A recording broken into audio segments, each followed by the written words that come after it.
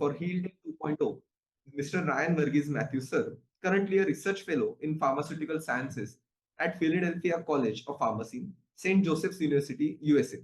A prolific scholar, Ryan sir holds the esteemed position of editor-in-chief with Taylor and Francis and CRC Press, while also serving as associate editor for Frontiers in Aging and Current Drug Delivery.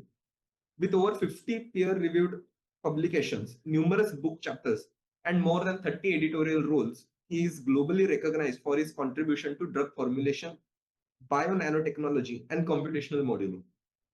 Furthermore, he serves as unanimously appointed chair of the Global Initiative for the Ethical Use of Artificial Intelligence in Clinical Diagnosis and Benchmarking, leading a multinational consortium involving prestigious institutions like Stanford, Arizona State, and the University of Vienna.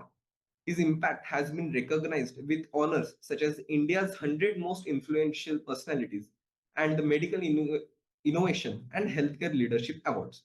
His pioneering research includes groundbreaking innovations like colonic probiotic insufflation, the identification of stuffy nose disorder, which is currently in phase 4 clinical trials, and the description of online sexual disinhibition effect. His career reflects a rare and powerful blend of clinical insight and the interdisciplinary research excellence.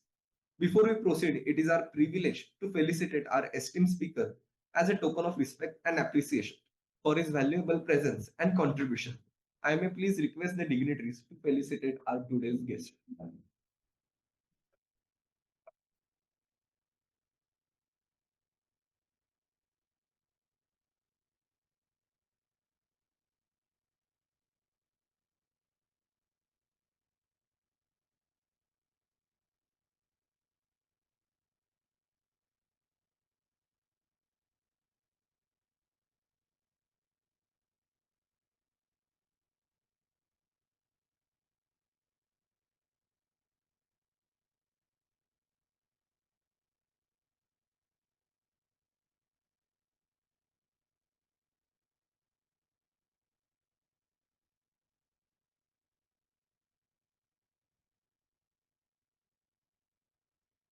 Thank you, everyone.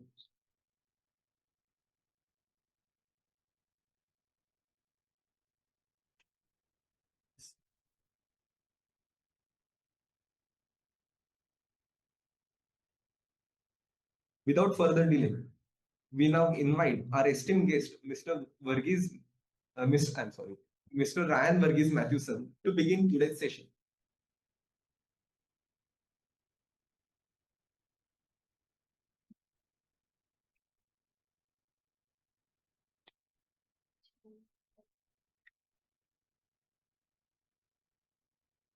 This is what the dice.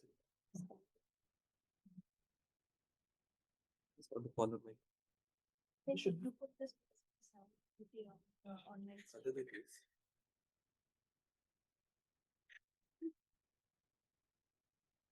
It should be fine, right?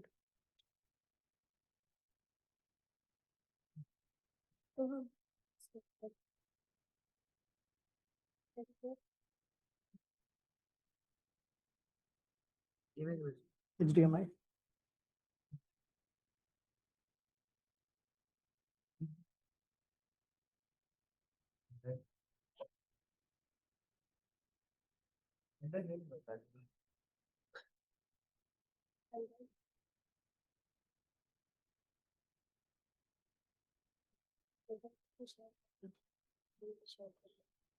Yeah. Presentation.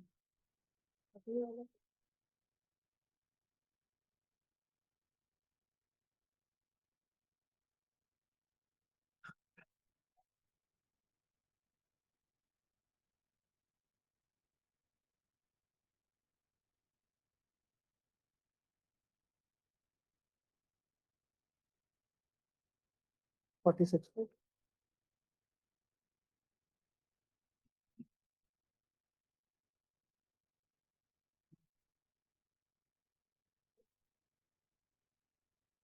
HDMI नहीं है क्या?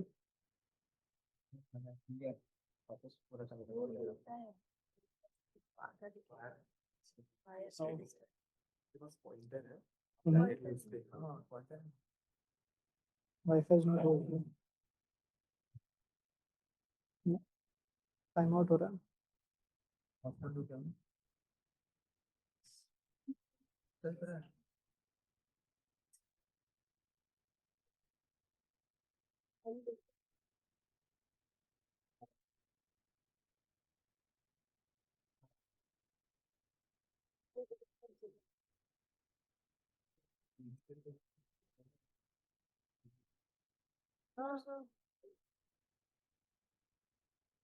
भारत हुआ. भारत हुआ. भारत ही है क्या? फिर one है. Oh, 1964 है क्या?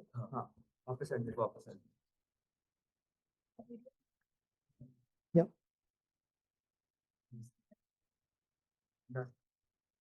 Yeah.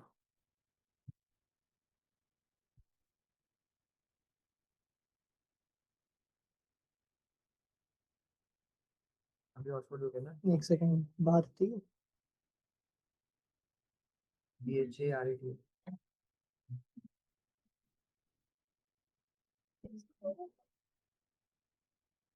ये कौन? Okay. Right.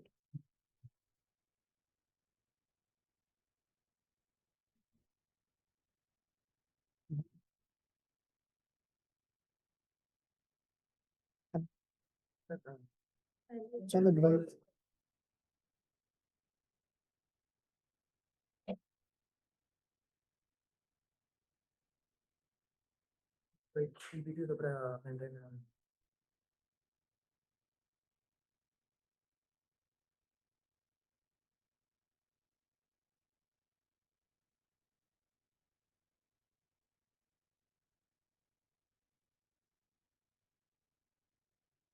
IP tracking of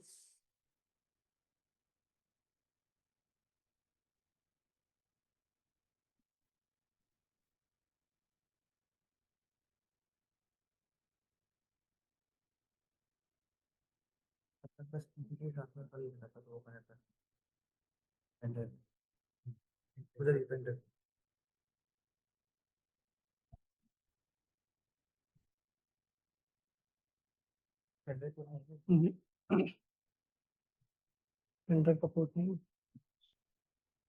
Net is on, but it is not getting.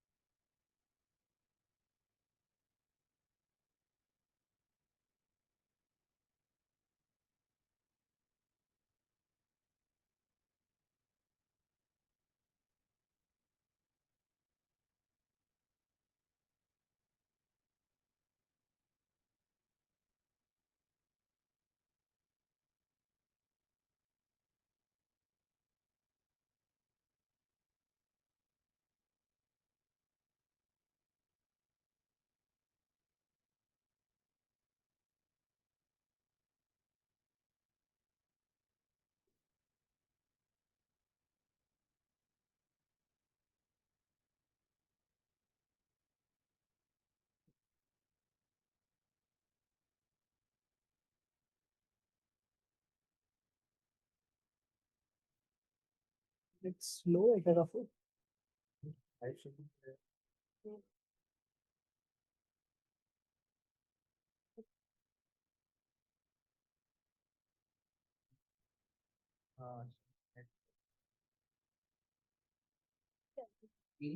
More or less.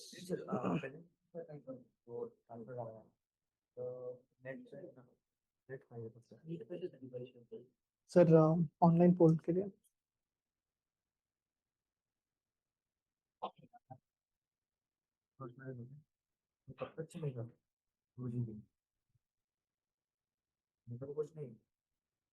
काम कर ले भाई. टॉप अप भी ले ले.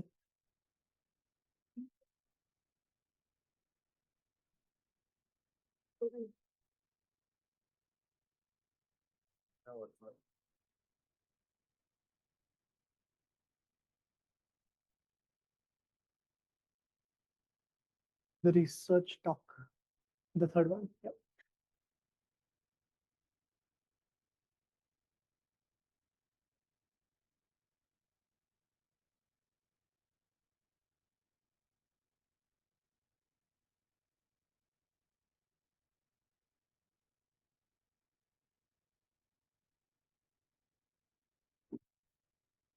बस नीचे चले जाओ. If there is a video that's working.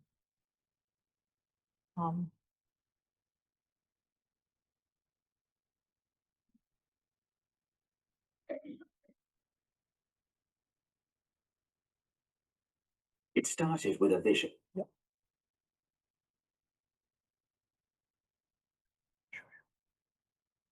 And I'll just check one more thing.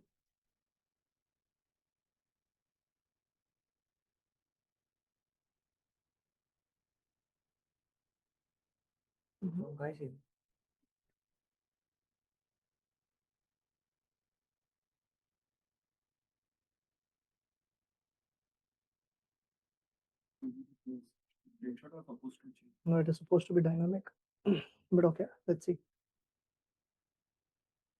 Move back to slide 1. Yeah, please.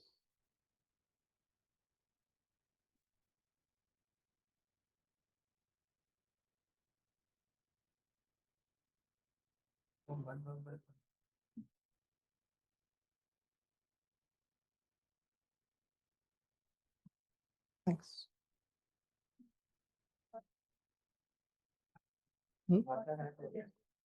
किसको मुझे कुछ क्या भेजूं? जैसे कुछ भेज दिया उसमें. व्हाट्सएप पे नहीं जाए. 150 GB का एक फाइल है. सॉरी, दिस is MB का. Sorry, my bad. 150 MB तक जाएगा, WhatsApp पे जाएगा, और WhatsApp पे जाएगा ना. Sure, let's see. अपनी वाला सब कुछ ये वाले 150 का. चालू कर. Yeah. इस साइड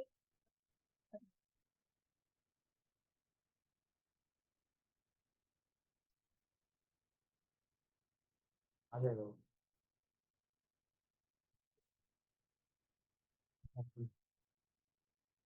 उन्हीं पे छोड़ दो फिर.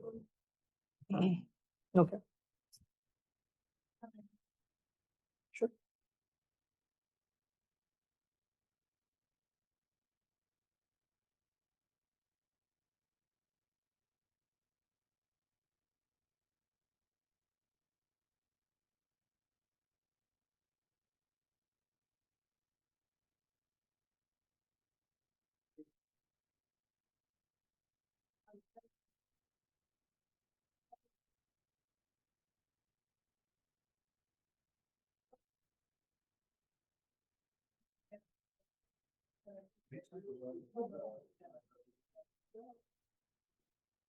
एक बार हेलो बोल रहा था. इसका ऐसे ही बोल.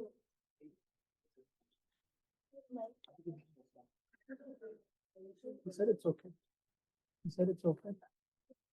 That's what he said.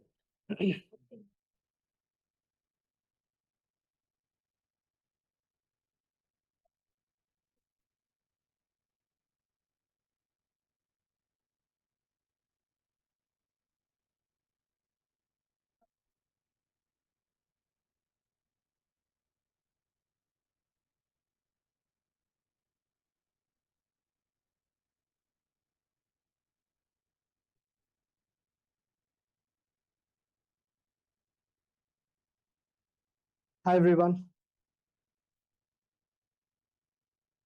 And I'm sorry for the delay, first of all. Also, thank you so much for the lovely piece of introduction, Soham. To begin with, a very good morning and a hearty welcome to all the ladies and gentlemen in the house. Firstly, I would like to thank our principal Pawar sir, Mukherkar ma'am, Satyanarayan sir, Amarjeet sir, and all of the faculty members, for being here and literally gracing us with your presence. It is indeed a privilege to be here back. Okay, it is indeed a privilege to be here back as I was sitting on these very same desks, not very far from now.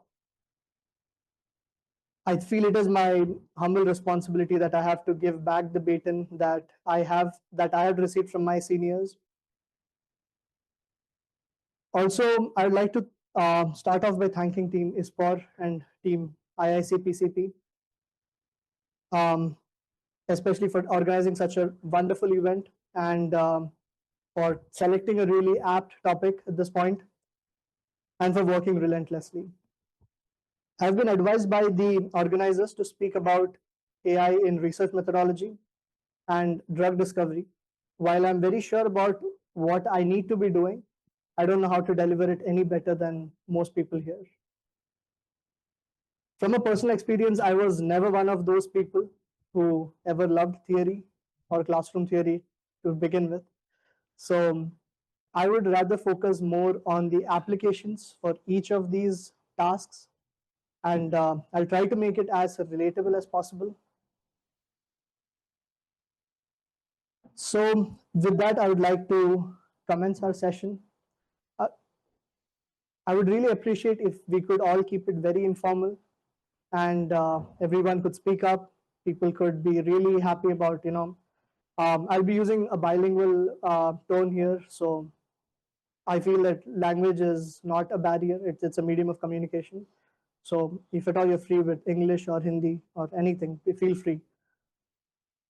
So all of you would be hearing the buzzword artificial intelligence. So does anyone know what AI actually is? Like anyone can speak up. Rookie answers, anything works.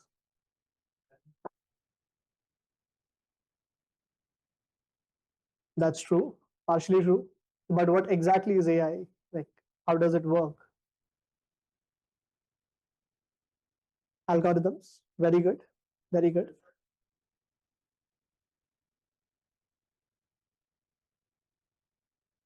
Very true. So we are literally very near to the actual definition.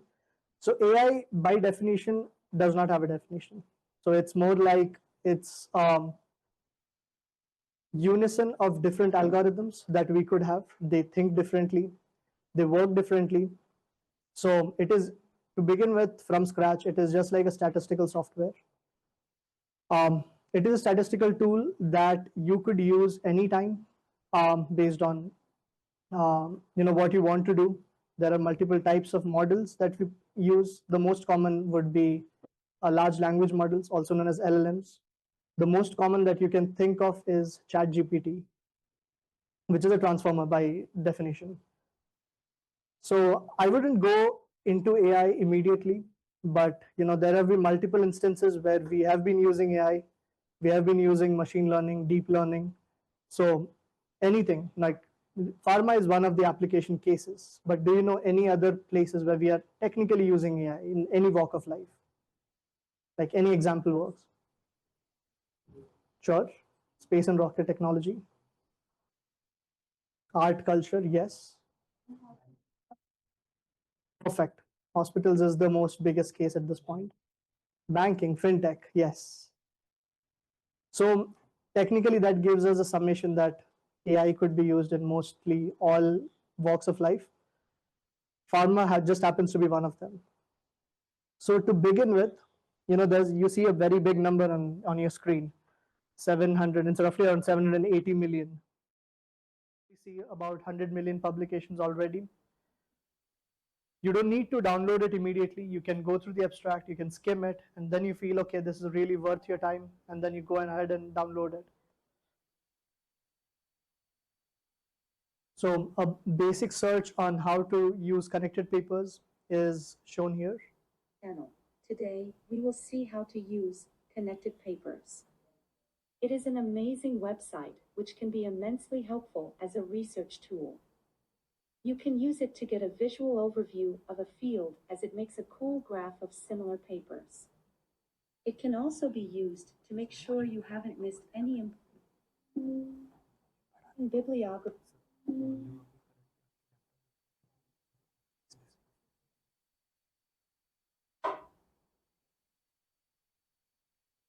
Build a graph. There are many different options to enter the input like Semantic Scholar and PubMed URL, but Paper DOI is the best option for all papers. Now, we will use Google Scholar to search papers on changes in Arctic sea ice and choose any one paper. The paper will open on the publisher's website. You can see the journal and title of paper here. Just below, the DOI is given in most cases. DOI is Digital Object Identifier, which is unique. Important note, when you paste the link, make sure you click on the suggestion, which is shown just beneath the tab. Here we go, the graph displaying all the nodes. Each node represents a paper, and they are connected by lines. Some are big, some are dark, while some are more closer to each other. On the left side of the panel, you can the list of all the papers. As you click on any of them, it highlights the respective node. The right panel displays the abstract, citations and references of the chosen paper from the list. Just below the title, different links to open the paper are provided. You can open it in Connected Papers, Semantic Scholar, Publisher's website, and Google Scholar. Opening it in Connected Papers will make a visual graph for the selected article.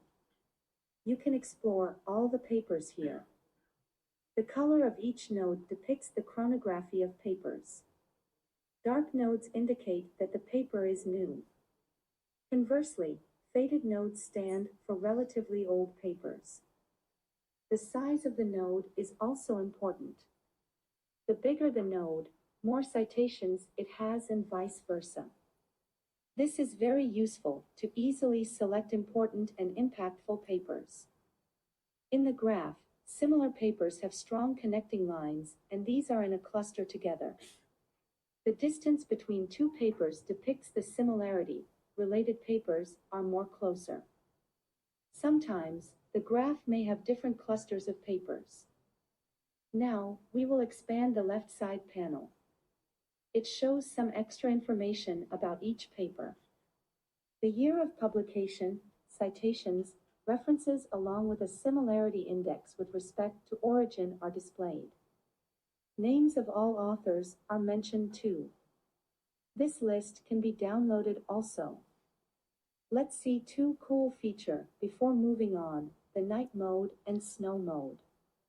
You can turn on the night mode if you don't like the bright display. The snow mode shows snow in the nodes, which is kind of cool too. The site differentiates between prior works and derivative works too.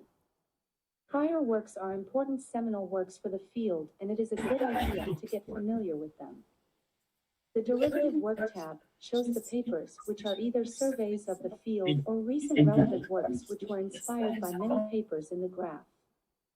Both are important reads. Finally, note that this is not a citation tree. The website analyzes around 50,000 papers using algorithm before making graph.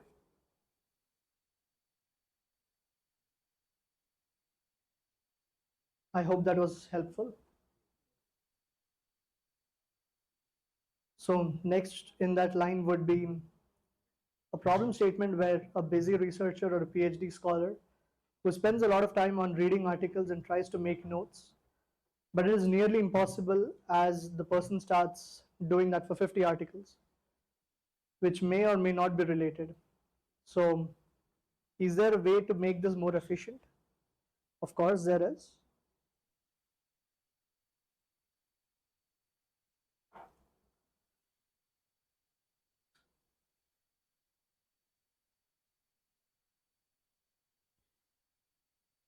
So we use a SciSpace Copilot extract data feature for this. So SciSpace Copilot, as most of you know, would be one of the most comprehensive websites that provide us with access to a lot of tools. One of the most coolest features that I have come across is the extract data feature. So what it generally does is that when you upload a paper, when you must have already taken up a library You're like, okay, you have 30 papers that you really found interesting. You pick them up from Dimensions, and then eventually when you have a library that's curated, you know that, okay, these are the things that I need to do. This is what my table should look like. You try to upload it onto the extract data platform. So it will technically read all of the entirety of the paper, all of them, and then you can technically put up different parameters. Say for instance, if it's like papers related to clinical trials, you'd be like, okay, what was the study type, the study duration, who was the funder, which organization was involved, what was the study primary hypothesis, what were the primary endpoints, what are the secondary endpoints. So you could do all of these things without technically moving a finger, because there is an AI to do that all for you. All you need to do is, when you download it, when you see it, you just need to go back to the PDF file, and eventually see that if everything that is there within the PDF is correct.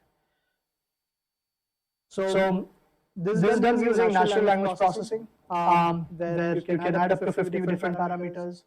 Obviously, for each of these text files, I'll show an example. For each of these text files, you would be able to get a citation. So you can technically go back and see if the citation is correct. So usually these days, it is advised for authors to generally put up not to screen articles for a different language. Say for instance, you have a paper with that's in German, but fits the scope of your research. You should technically try to get a translated version of it and try to cite it as well. So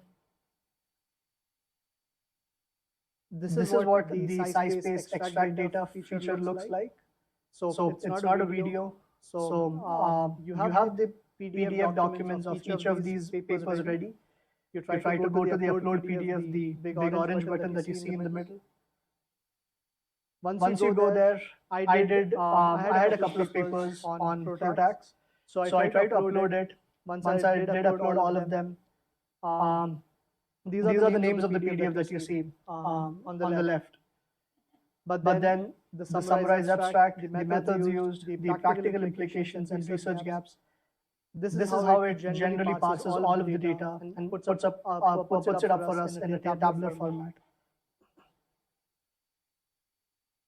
So I really recommend it that you guys should definitely go and use it once. It may or may not be the tool for you, but no harm trying.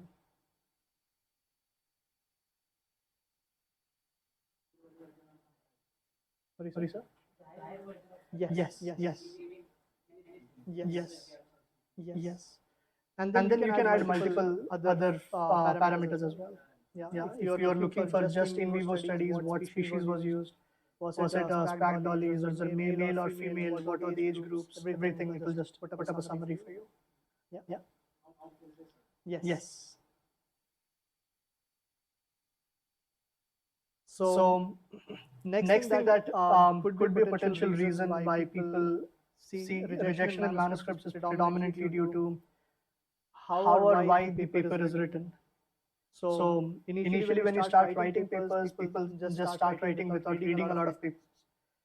In such a situation, whatever you write ends up looking like a textbook for high school students. So how do you filter all of these things and try to write it in a more professional way? I would say that there is no need to write at this point, because there are AI tools that help you to write directly. While it is not recommended to take it directly, copy paste it and go for publication, it's an ethical violation. But all you can do is at least it gives you a framework on what kind of things or what kind of a paragraph should it look like when you have that kind of data. I think this is one of the most common AI tools, the highest being advertised. A lot of people use it as well. So it uses agentic AI where you are able to upload your entire folder or your entire document, and the entire document is uploaded. It would read and digest all of it. And then when you start writing, it will automatically start writing all the entire documents for you. It has an auto feature for completion of the citations. It does the citations for you automatically from the library that you have uploaded. So effectively, it is just giving a narrative review of everything. So this is going to be a long video. I can play it for you. Do you know that feeling when you get stuck while writing? And suddenly you have no idea how to start back again? Or maybe you're juggling with information from all these different sources and you no longer have any idea which information came from which source or how to even start synthesizing everything. Well, those are the problems that our platform aims to solve for you. Introducing Jenny AI. And before you get spooked by the word AI, let me show you how it can help you write more efficiently without compromising your control over your paper. Jenny AI is an interactive AI writing workspace that's designed specifically for students and researchers to help you read, write, and organize research with ease. All of our tools are designed to aid you during the writing process and ethically leverages AI to make writing a little bit more enjoyable and less tedious. We have a ton of tools to explore, but let me first walk you through the basics. Jenny is largely divided into three sections: the reference library, the text editor, and the AI chat. Think of us as a combination of Microsoft Word, Zotero, Mendeley, and ChatGPT, but 10 times more well integrated. Let's first start off with the text editor. This is where you'll be writing your paper, essay, or your report. When you first open your document, Jenny will ask you what you're writing about. A handy meter shows how strong your prompt is and whether you need to add more details about your topic, so Jenny can make better suggestions for you. You can choose to select one of our three heading options: standard headings, which will generate the standard IMRAD format for most research papers; smart headings, which provide tailored headings based on your topic; or no headings, which will just give you a blank document where you can start from scratch. Once you've selected your heading of choice, you will notice that Jenny will start suggesting ways you can start your paper. And as you write, Jenny will lend you a helping hand whenever you get stuck. Of course, all of these suggestions are completely opt-in. You can choose whether to accept them or not. It's all in your control. You can even turn this feature off if you like. What's important to note is that Jenny will actually provide citations for the sentences that it suggests as well. You can hover over these to check details such as the title, journal, site score, and more. Jenny makes it super easy for you to verify the credibility of these sources by making them very convenient to access. Simply click you and you'll be redirected to the original source. All these citations will automatically be added to the reference list at the bottom of your document in your formatting style of choice. Moving on to the reference library. This is where you can organize all of your sources.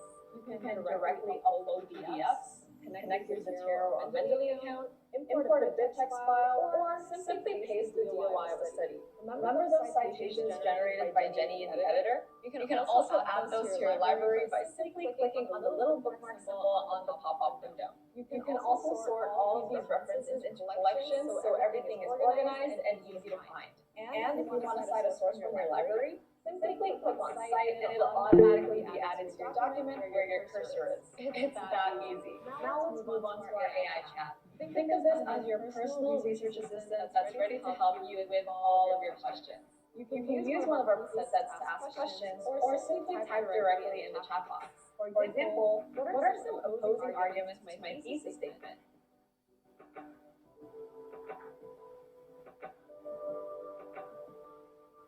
You can also tailor the AI chat to only take information from specific sources through our chat context tabs. You can refer to your current document, the web, your library, or a combination of all three. You can also set the chat to refer to specific sources or collections if you would like a more narrowed down approach. Now, Jenny's strength lies in its seamless integration between its three main parts. Instead of switching over from Word to Zotero, ChatGPT, and back again, Jenny makes it so easy for you to stay focused and do everything in one singular space. No more spamming all tabs. Remember, AI is here to write with you and not for you. Ready to replace Word, Zotero, ChatGPT, and 10,000 reference tabs with just one workspace? Try Jenny for free today and happy writing. Do you know the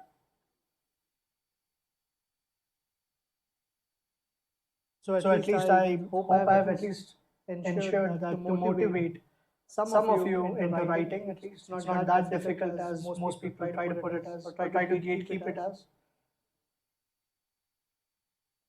So the next statement is pretty simple. It's more about trying to get the grammar correctly. Now you know that you have the entire text written. You have a backbone ready. You try to work upon it, and then you see, okay, there's a lot of issues that comes with the grammar of it. And certainly, I don't think Grammarly is the best tool for it.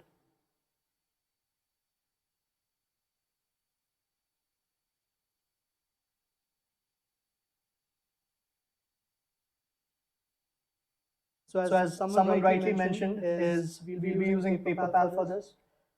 PaperPal is one of the best scientific palettes that people would ever have.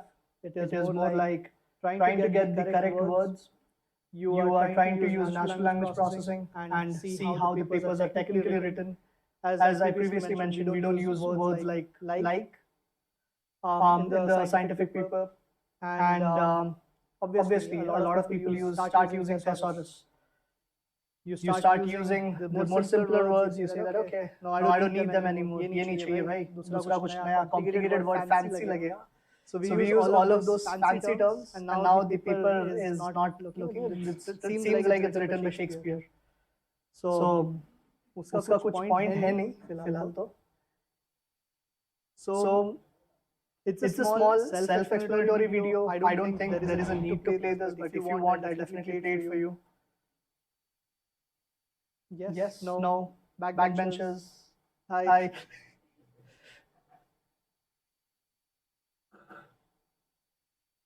Researchers love doing research, but they end up spending days correcting grammar. They can get help from experts, but experts are expensive and not always around. PaperPal lets you sit back and enjoy the power of AI. It is exactly like having an expert, but faster, economical, and more reliable. Trained on millions of published papers, PaperPal edits your manuscripts, protects your data, and delivers every single time. Get a head start. Try it for free.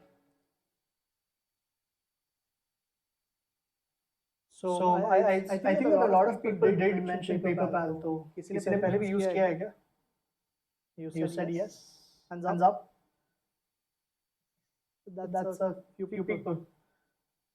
So it has a word add-in. So अगर word में add करना है तो रख सकते हो. And you know, side by side it keeps on correcting the paper. Online भी दे सकते हैं. So yeah.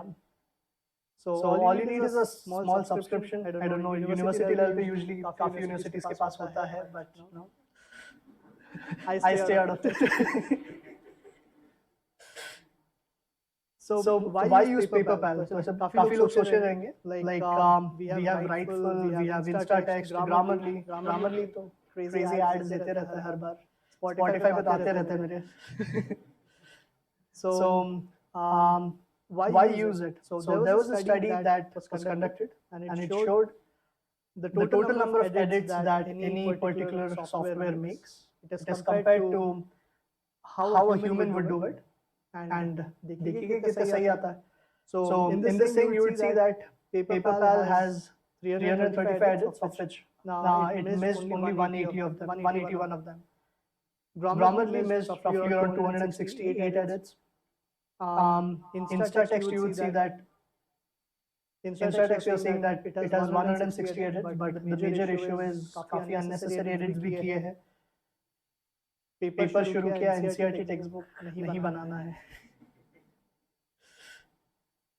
So you'd see the percentage of correct edits सबसे ज़्यादा greater for you know everyone has taken remedial mathematics, statistics course. It's self-explanatory. It's PaperPal. So you know at this point we are halfway through the entire presentation. We can either go for a bio break, or you can ask questions. I'm up for both. Okay.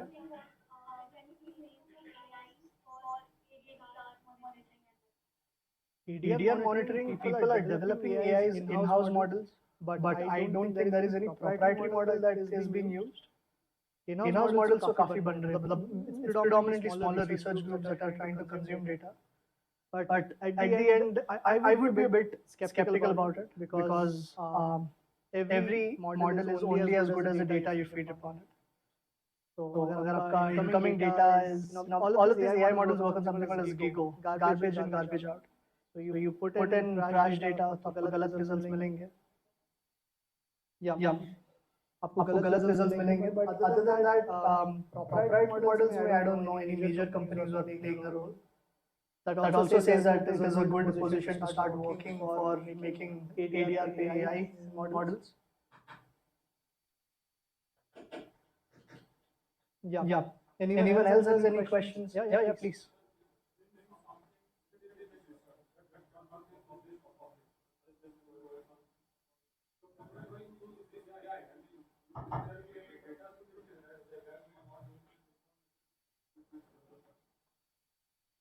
Generally, AIs by the work. So AI in the sense when if you're referring to these models, these are large language models or NLPs. So इनका majorly काम ऐसे रहता है, तो whenever you're doing the data, it gets encrypted and at source it can be decrypted, but usually कोई करता नहीं है. So for sensitive data, it's either people use something called as an API key. So आप उनका API key ले सकते हो, you get it from their website. Per token आप pay करते हो, so that is one way of doing it. If not, there are people who try to protect it by using an agentic system where you are trying to put the entire project in a sandbox. So only the super agent or the agent is the one that talks to these agents in the sandbox. Sandbox is more like a coffin. आपने उसको दफना दिया है, अभी वो कहाँ है, क्या कर रहा है, you don't know about it. It just gets the work done. But most of these things are preserved. Like there is no way it goes out of that sandbox. So basically, like that is when for startups and companies like that, we start having a cyber security team to make a sandbox and to preserve it against all these attacks. But that is a very valid question कि ये data बाहर जाता है क्या? Yes.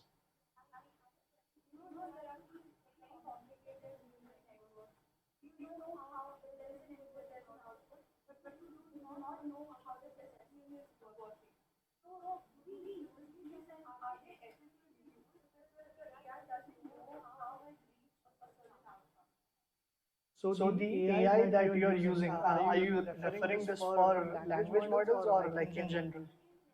In general. So now recently there has been a lot of development in how the data is being processed or what thought process goes into it.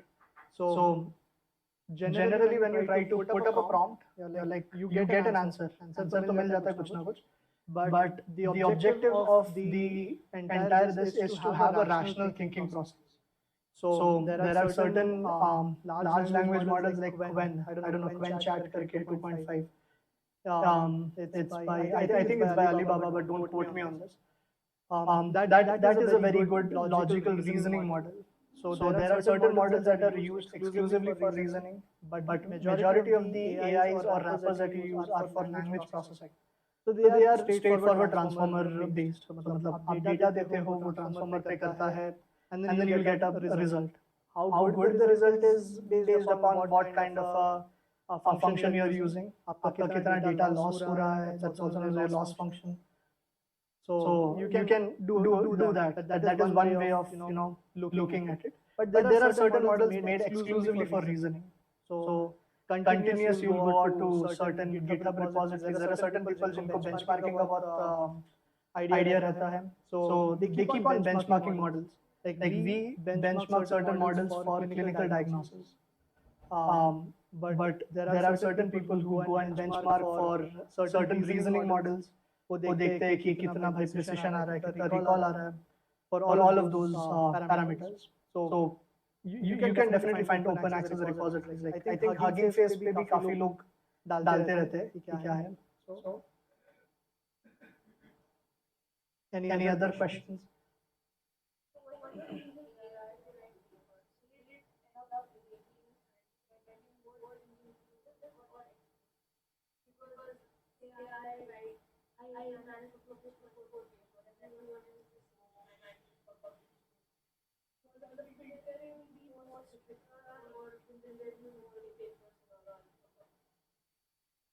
So AI is not used for writing papers per se. हम लोग AI क्यों use करना चाहते हैं? It is to reduce the gestation period. So जो चीज अभी would have taken 4 years for you to write, you can do it in 4 weeks. And I don't know, there are certain teams that I don't want to mention, but they do a good job, end up publishing papers within like at least the first draft getting out by 15 days. So it depends upon how you want to use it.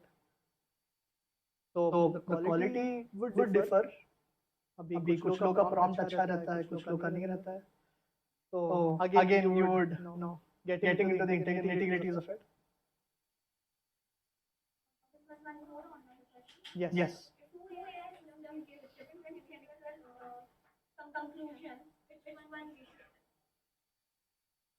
So that is where benchmarking comes into question.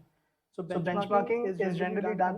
There are certain startups. One is Not Diamond. So Not Diamond is one of those early startups जिनका काम ये है कि they start comparing multiple AI models. So every AI model will give you a result. Result most अच्छा आएगा. But it is more of what we call as reinforcement learning, where it is like a double child. बच्चा है तो बच्चा पूछ रहा है कि मैंने सही किया मैंने गलत किया. So you will go ahead and say, oh, this was a bad move. So it won't prefer that move the next time. But if you say, okay, there is a reward, or you are doing this correctly, ये सही कर रहा है, then eventually they will keep on doing more such things where they are getting a reward. Yes.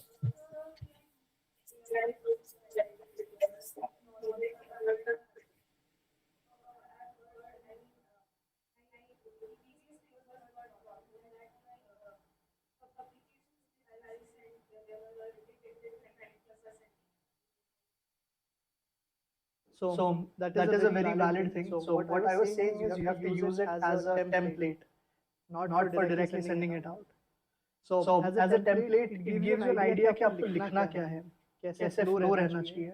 When you have 30 papers, कोई भी आपने 30 paper का एक सेक्शन बनाने का सोचा है, then you are like, okay, I'll try to go ahead with it. But then eventually you are like, oh, this is really good, but मेरे को पता नहीं कैसे लिखते कैसे हैं, और फिर यहाँ क्या flow होना चाहिए. Certain if I'm saying about toxicity, so कुछ papers बोल रहे रहेगा कि toxicity कम होता है, they are biased. There are certain papers जो बोलते हैं toxicity काफी ज़्यादा है, or say for any lipid nanoparticles, just as an example. So in such a situation, what generally happens is you can use AI tools like Jenny or any other AI tool that will help you to write or make a primary template. You don't have to use it, but at least it will screen the data out for you. आपको पता चलेगा कि लिखना क्या है, कैसे लिखते हैं. But then you take an idea, you have to write from scratch. Because if AI is doing all of the research work, if AI is doing all of the work or the review article writing, then there is no point of researchers like you and me. So we have to supplement it. It has to be in tandem with whatever you are doing. It has not to replace you. There is one more question. Could AI change how we define evidence-based medicine? Yes, very certainly. And AI is actually changing evidence-based medicine to a substantial extent. Because now we have something called as a fourth paradigm of drug discovery. पहले there was empirical data. आपने देखा कि अरे ऐसे होता है, ऐसे अश्वगंधा देने से ये होता है, या फिर you have the Sympona bark, you give it to somebody and you're like, okay, I'm getting relief from this. It's empirical data. आंखों देखा है. सब next you go out with you start making theories कि अच्छा Sympona में ये चीज रहता है, Artemisinin में ये चीज रहता है, इस चीज से होता रहेगा. आपने उसमें से सब extract किया, then you are like, okay, so that is more theoretical.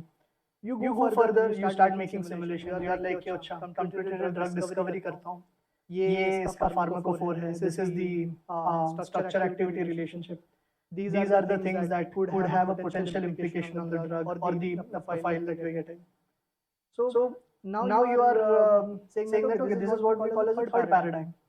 Fourth paradigm is you already have all of the data. Data आपके पास बहुत crazy है, बहुत कुछ है, बड़े data sets हैं. You have all of the SAR models के results पड़े हुए हैं. But you have to know where to utilize it. That is where drug repurposing comes in and all. So you already have the safety data, you have the tox profiles, you already have how the activity is working. So this is what we call as the fourth paradigm or the fourth pillar of science. So I think 2004, 2005-ish, I think it is now gaining a lot of recognition. That is where ML started, machine learning models say predictions karna.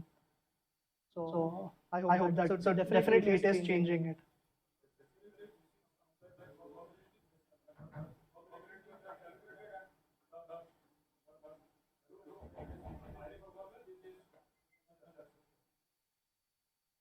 For the thing that is highly probable, we accept it, yes.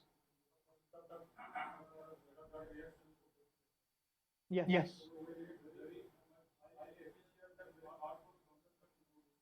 Yes. We actually do have a lot. That is why the demand for GPUs is higher. सब लोग NVIDIA के साथ क्यों collaborate करेंगे वरना?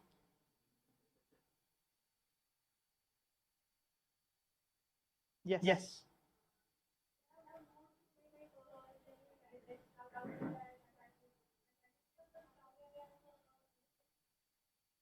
Claude, I don't know exactly. Like I haven't run a comparison analysis, but to the best of my knowledge, Claude is known predominantly for coding.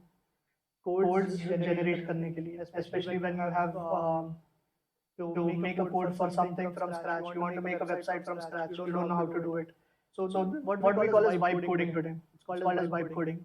So you don't need to know how exactly a Python script is written from scratch. So आप Claude पे डालते हो. So Claude is predominantly known for that thing. When it comes to reasoning, as I said, when chat is my go-to for reasoning. If I want to understand कि एक surfactant क्यों काम कर रहा है, कैसे काम कर रहा है, or you have a smile string that we put and try to see इसका reason क्यों है कि ऐसे क्यों काम करेगा. So there I would generally go to Quen rather than ChatGPT and all. So it depends on what purpose are you looking for. But research again is a very umbrella term to use. Research काफी लोग करते हैं. AI पे भी conferences होते हैं. Actual AI where they are presenting neural network and deep learning उधर भी conferences होते हैं. वो भी research ही है. But depends on what research are you looking at. Yeah. Yes, ma'am.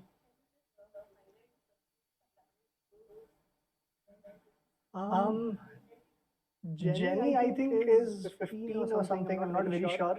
PaperPal तो काफी लोग free subscription से भी काम चला लेते हैं. Yeah, it gives you like 500 edits per month or something. So every month people wait for 500 edits. Roughly a manuscript give and take is roughly 250 to 300 edits. So PaperPal, that's what most people do. But I think all of these AI models also, or AI tools also have an academic subscription pricing, especially for educators and instructors. So I think that could be something that could be availed. Yeah.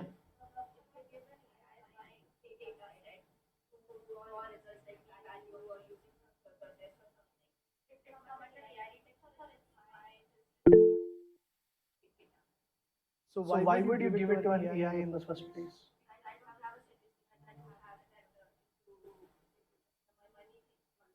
Okay. AI, if I was in your shoes, this is what I would do. I don't have a statistician. I don't have institutional access like Minitab or something like that. काफी expensive होता है. So I would go for open source tools like Jamovi, JASP, JMP करके हम jump करके, that's what we call it as. It is having a 1-year free access. मैं analysis खुद से run करता हूँ. Because every time you try to publish a paper, you have to report what kind of a tool did you use. अभी Minitab use किया तो you'll have to write Minitab. Yeah.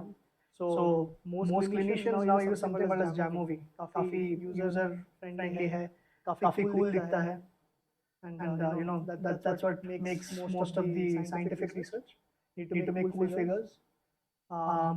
So I think that, but the logic for why you need to do a Fisher's test, or why you need to do a one sample t-test or two sample t-test or ANOVA or whatever. So that logic could be derived from AI. You can say, oh, this is what my data looks like. Don't try to put in your data directly. Say that, oh, this is what it looks like, and tell me what things I need to run, like what tests I need to run for this. And then uspe and Jamovi and all is more like, how do you say, free है, download कर सकते हो, Apple के लिए भी है और Windows के लिए भी है, Linux के लिए भी है. So you can go ahead, you can download it, you can, then it's all a graphical user interface, just like button clicks. Yeah. So it's kind of easier that way. Any other questions? Yep. Yes.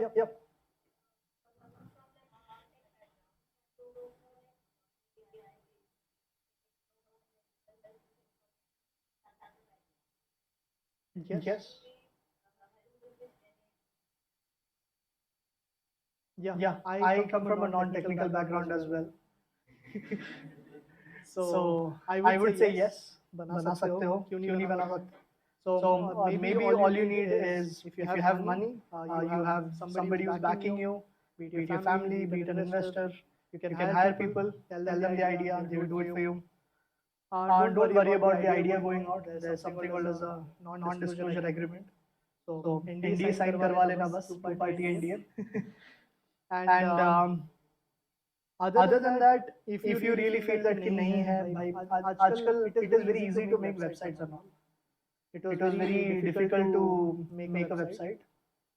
If you ask me like 5 years ago, today you have full stack SD developer based tools like Orchid app.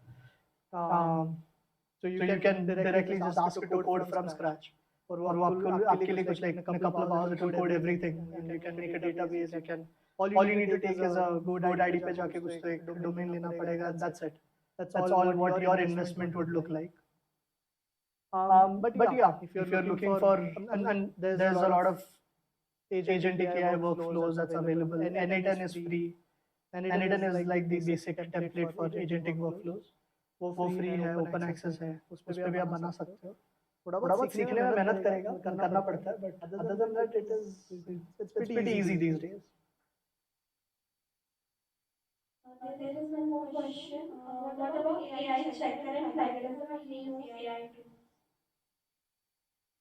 So AI generally, it is given for two different systems, how AI checkers work. One is, there are certain phrases जो पकड़ता है. The most common thing that you can think of is when you have a bigger hyphen.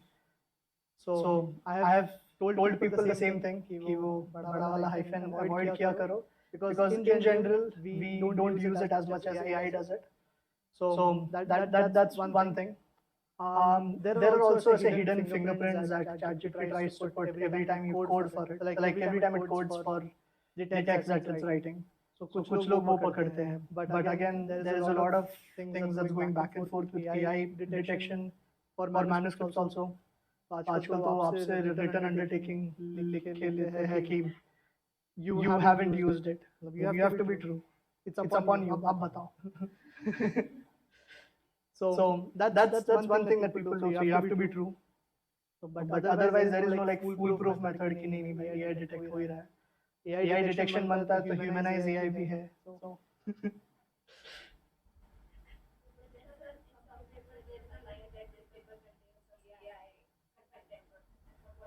So that it is a written declaration that you give. So why did you use AI? Like what kind of a... Yes. So it is acceptable to use AI-based tools for grammar, for rephrasing, reframing, organization. But anything beyond that would usually not be permissible. So people generally, now journals generally ask you to write, give a written declaration saying that आपने क्या tool use किया है, किधर use किया है, कब तक use किया है, and what is the extent of it. Yeah.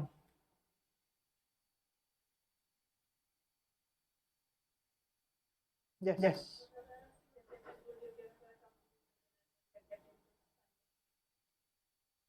As a career option? It is a good exploratory thing to get into. As a beginner, I would say that start reading a lot first. because it's technically impractical to start writing anything without reading. So that's one. And second is just don't keep reading. You have to start sometime. So it's like counterintuitive. So that's what I would do. Like कुछ तो लिखो, शुरू करो and try to and you gain more practice the more you write. Eventually आपका सही होते जाता है.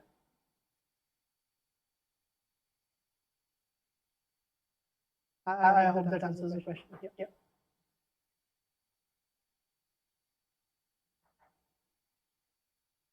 I think we take a 5-minute break. Maybe everyone just stay hydrated. So 5 minute का break लेते हैं and then maybe you can use the bathroom or something like that and come back in 5 minutes.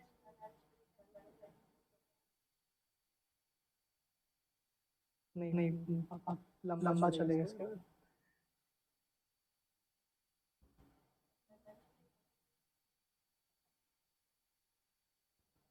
वो कब तक हो जाएगा?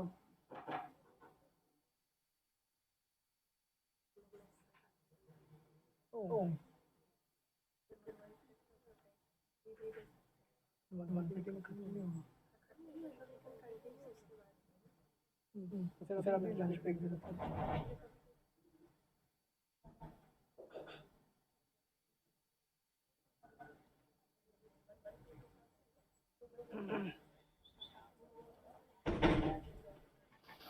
Attention please. Dear participants, right now we will be having a 1 hour lunch break. I please request everyone to report back in the auditorium by 2 p.m. Right now it's 1, so have your lunch break and then we will meet back on 2 p.m.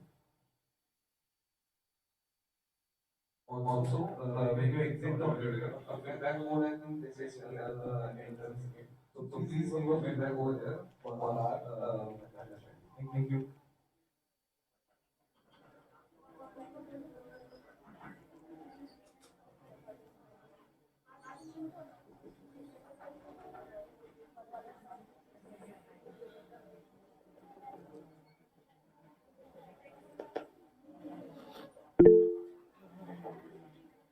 Crucial. अभी दो.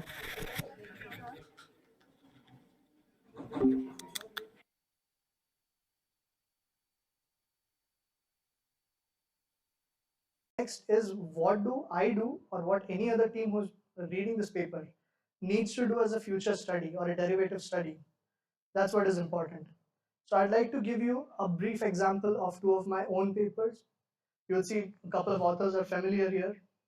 So the first one that you see is what we call as a structured abstract, and the second one is an unstructured abstract. Ideally, what I'd like to do is try to write the abstract as the structured one, and then फिर journal के हिसाब से उसको थोड़ा 19-20 करके भेज देना, because that gives you a good skeleton on how you need to write stuff. So first thing is like you'd see a background कि basic चीज से शुरू किया कि cervical cancer क्या है, कहाँ है, कितना उसका mortality है, how many people are getting affected worldwide. So that is the first thing. What is the current line of therapy? Chemotherapy है, radiotherapy है. Then you would see the next line as a treatment of cervical cancer is further complicated by tumor heterogeneity resistance. Now you're introducing what is the problem that is there in the current field of study. Like there are hundreds of papers out there, but वो 100 paper में से the biggest question is why your paper should be read. If there is a dude who's a Nobel Prize winner and there is a person, like this is my classical example, एक Nobel Prize winner है और एक आप हो जो is who is an undergrad or a PG student in a particular field, why should someone read or accept your paper over theirs? So even if it's like, there are people like Bob Langer and who have started a particular field, and then you come up and you're like, oh yeah, sure, मैं इस पे publish कर दूंगा, but why would they read your paper? So that question comes from why your paper needs to be put in the aim and scope of it. You technically start with a background, then you have an aim and scope. A subsequent aim and scope के बाद, what generally happens is you are showing okay, in the recent years, nanotechnological interventions such as SLMs have been used. So you introduce your topic. Passively, you're trying to push it like, okay, this is how I introduce my topic. Once that is done, you go on to the methodology. The methods, you'd see that to provide the context and evidence, relevant publications were searched on Google Scholar, PubMed, Science Direct, Dimensions AI, and EBSCO host. So these are the places where I had used. So why write these? It ensures transparency. It is a mark of transparency कि कल किसी ने same keywords use किया, same year का filter use किया, कि same sources पे जाके check किया, तो they will find the same papers. Maybe they change the boolean, आप वो string change करो, keyword change करो, you will find something different. Maybe you're able to write a better paper or a different paper in that case. So next what we write is we do not impose any restrictions on the publication date. There is जब से उसका पहला paper है हम लोग तब से we have put it open-ended. And next is, but it is important to notice that the first instances of the publication started in 2013. Okay, although there are prior instances of it, majority of the papers are 2013. So why is this statement important? This statement shows that majority of the studies that are included are within the last 12 years of your study. So you should ensure that majority of the data that you have in a particular paper has been published in the last 5 to 10 years. Because data gets old as like the more it passes, data purana hote jata hai, basi hote jata hai. So it doesn't make sense after that. It is good for training your model, it's good for having derivative publications, but it does not have intrinsic meaning in itself. Lastly, you are able to write a conclusion where you say that, okay, I've been through the entire paper, I've made a review, this is my opinion. So conclusion is generally more like an pick or critique kind of a statement. You either in favor of the motion or you're against the motion. You choose a side, but you try to maintain neutrality. You say that, okay, ye acha hai, but I would need more conclusive evidence to say that is actually good. Or if it is bad, I feel I am biased by the current level of data or the evidence that I have at hand. And I feel that with the passage of time, there would be more derivative research, which should be able to provide a more contextual meaning, a more effective meaning or understanding of the subject. So that is how we would try to put it. We are trying to putting it in a neutral way, diplomatic thoda kar rakh rahe, but we are also putting what our opinion is. You don't try to mellow down your own inner voice. So with that, that is how we technically end. And also we have a last section where we say that the future studies should not only optimize SLNs for various agents, but also explore the diverse combination therapies to enhance the therapeutic outcomes. So that is more like what the future study or what the future lies ahead for us. Same thing, we just took out the background, methods, and the conclusion section. We try to put it all up in one single piece, in one single abstract. This is what you would see in the second paper that you'll see.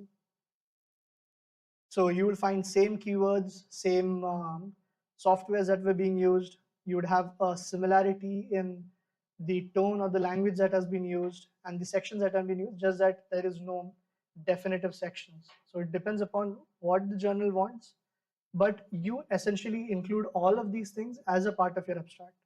So especially when you're trying to go for an abstract competition, abstract writing competition, you're going for a conference where an abstract would be presented or an abstract would be chosen for a particular award, or you have an abstract that would be chosen for future reference, or it would be published as it is. All of these things you need to write a good abstract, because 5000 word में कोई चीज लिखना is very simpler, but 300 words conveying the same message, convincing the same set of people is difficult. So this is what is one of the predominant factors that would govern your citation tree, because all the major keywords that you need should be in two sections. One is your abstract section, second is your keyword section, and usually like the keyword and titles have a lot of terms and similar. So it generally acts as a precursor for all of your citations that you would be expecting in the near future. So yeah. So, my paper is like some drug used in some specific disease. So, in background section, should I write about the early start of the disease or whether a direct drug that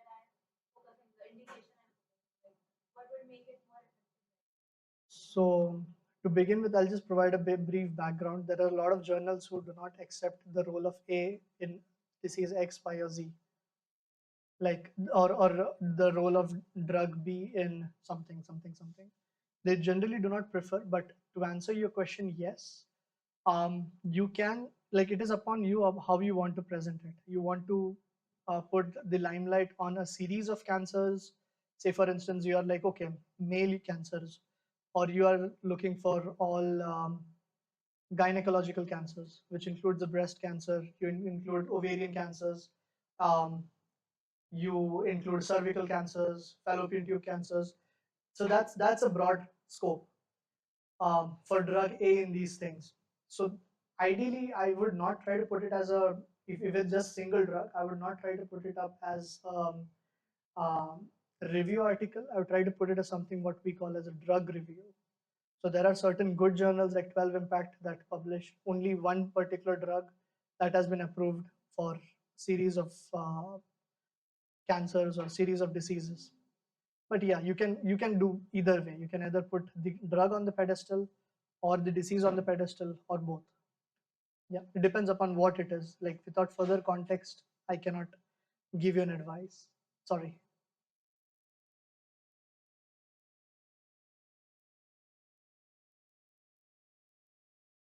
Does anyone have question? I heard someone say yes. Something else? No. Okay. So moving on, the problem statement is I've submitted one of the best write-ups until now into a high impact journal. While the reviewers seem to have liked my work, they've suggested some high quality DPI, high DPI. High DPI stands for dots per inch illustrations to supplement the readership. Now I find myself in a fix. So generally all publications require a good image or an illustration. So these illustrations are broadly divided into two categories. One category would be you making it yourself. You're like, okay, yaar, I'm very creative. मैं बहुत खास बनाता हूँ, बनाती हूँ. I'll put it up. I'll put all of my creativity and I'll make up a good post, like a good illustration or an image. A second would be I feel that I don't have enough capacity to do it myself. My friends are kind of busy. So the best thing that I can do is किसी और ने जिसने अच्छा बनाया उसको मैं copyright लेके shift it to my name. I'll take a license for it and get it published. So first one is called as your own self-image. Second one is called as adapted images. So today journals generally prefer a blend of both. I would generally keep it a 60-40 ratio. So a 40% ratio of adapted images generally show that you have seen what the other papers look like. And generally it is not from review articles. You take it from first-hand data or original research articles. Say for instance, next generation sequencing का data है. So you are taking the NGS data, उसका पूरा data का heat map बनाया हुआ है for 40 different species. So you cannot make it because it is made by a software, or it is made on raw data. So what you generally do is you try to adapt the entire image. You go to the marketplace. You are like, okay, hey, this is what I want. This is what my purpose is. You have to fill out a form bhar diya. And you're like, okay, now you have the license. But mind it, be very cautious when you're signing the license because it's a legal agreement. So you have to be very conscious. And second is that this kind of an agreement sometimes not necessarily free.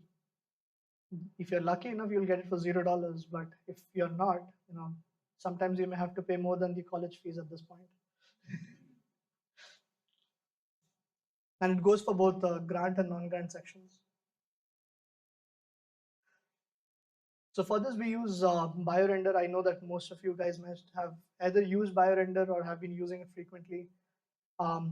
It does not need much explanation. It's more like 50,000 plus science-related icons and templates where you have huge customization. Nowadays, they have also the capacity to visualize proteins, like how AlphaFold does it. You are able to take a protein from PDB, the protein data bank, and integrate it with your custom within the same frame or within the ambit of your same illustration. Next, you can generally try to download it in 150, 300, 600 DPI in all formats. acceptable for the journal, including the TIFF format, which is most predominantly used by authors. So generally, the journals have come to a conclusion that they minimum need 300 dpi or 300 pixels per inch. So 300 dpi is considered standard. 600 है तो crazy है भाई, काफी अच्छा है, आप उसके लिए भी जा सकते हो. The copyright and publication licenses must be available for both illustrations and posters. So whatever you're trying to download, you need to have a copyright available. Even if you don't submit it to the journal, it is explicitly understood that you have the licenses, or else that counts as plagiarism. Of course, sir, please. Regarding the blend of the interest, it is necessary to have the photos as you are using in your case. No, like it is just generally. So what generally happens is when you're trying to put up good research review articles, what generally happens is I generally preferred 40 percentage because it generally shows that we have read what the other people have done as an original research. Yeah, yeah. Because all you need is you need to know what journal you would be submitting it to, and like if you are the corresponding author, it is ideal to take a license in your name. So yeah, so but you'll have to read the terms. Like there are multiple terms where you have CC by ND license.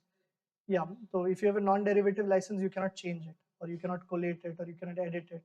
So you'll take the license accordingly.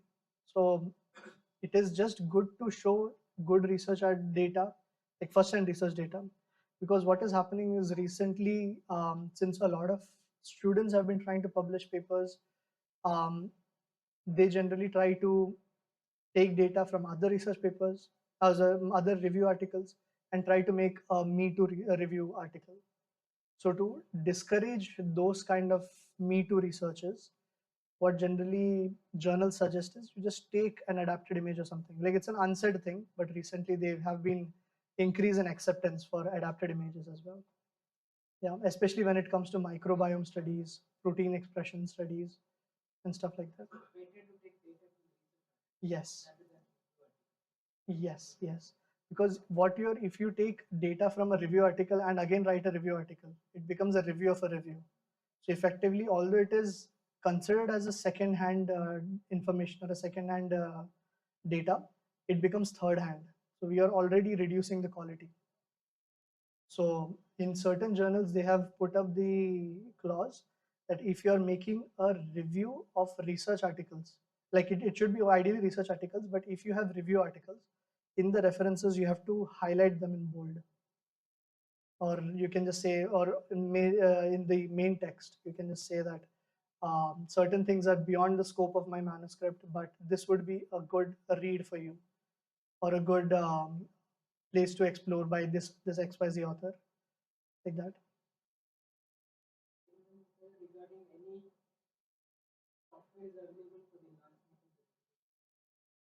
the Enhancement of, yeah, that is a very valid question, because when we try to export in 150 dpi, you can increase the image resolution, but it would not go from 150 to 300 or 300 to 600. Maybe 150 to 220 would be a good jump. Resolution, they would increase the clarity, but not the actual resolution of the image, because what generally happens is if you try to zoom on the image, it will start bursting. So that becomes a major issue for a lot of papers. So that is why they have even put up a cutoff that they need minimum like 300 dpi. 300 dpi. Yeah. Yes.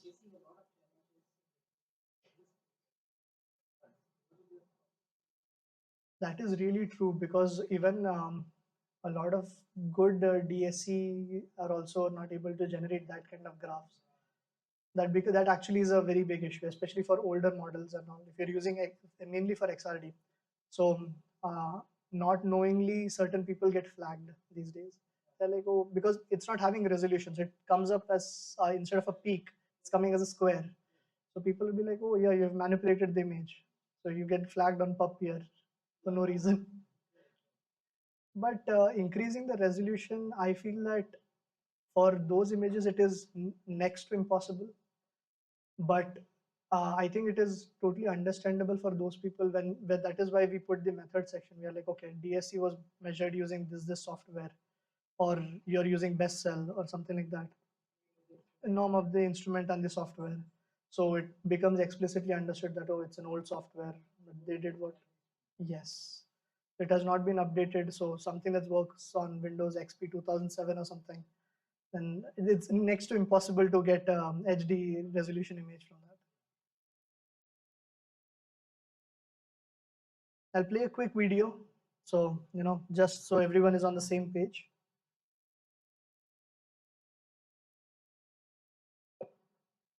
In the life sciences, images are critical to communication. Whether you're publishing your latest research, giving a presentation, or showing your investors or customers why your science is the next big thing, images can mean the difference between total confusion and total clarity. Being in science, you probably already know what a painful process creating images and figures can be. Hiring professional illustrators is expensive, and making your own images with tools like PowerPoint and Illustrator is time-consuming and frustrating. And let's be honest, the results usually end up looking something like this. And that's why we created BioRender. BioRender is an easy online app that makes creating scientific figures a breeze. We've already created a library of life science related icons in a wide range of fields, so you don't have to. Simply drag and drop to craft your own beautiful illustration in minutes. Then download your image to use in publications, posters, presentations, and more. Share images with your colleagues and collaborators. Use and create image templates to save yourself hours of work. You can even upload your own icons. And if you're working on something specialized or confidential, we can create custom and branded icons to help you set your work apart. Images are important, but they don't have to eat up all of your time or your budget.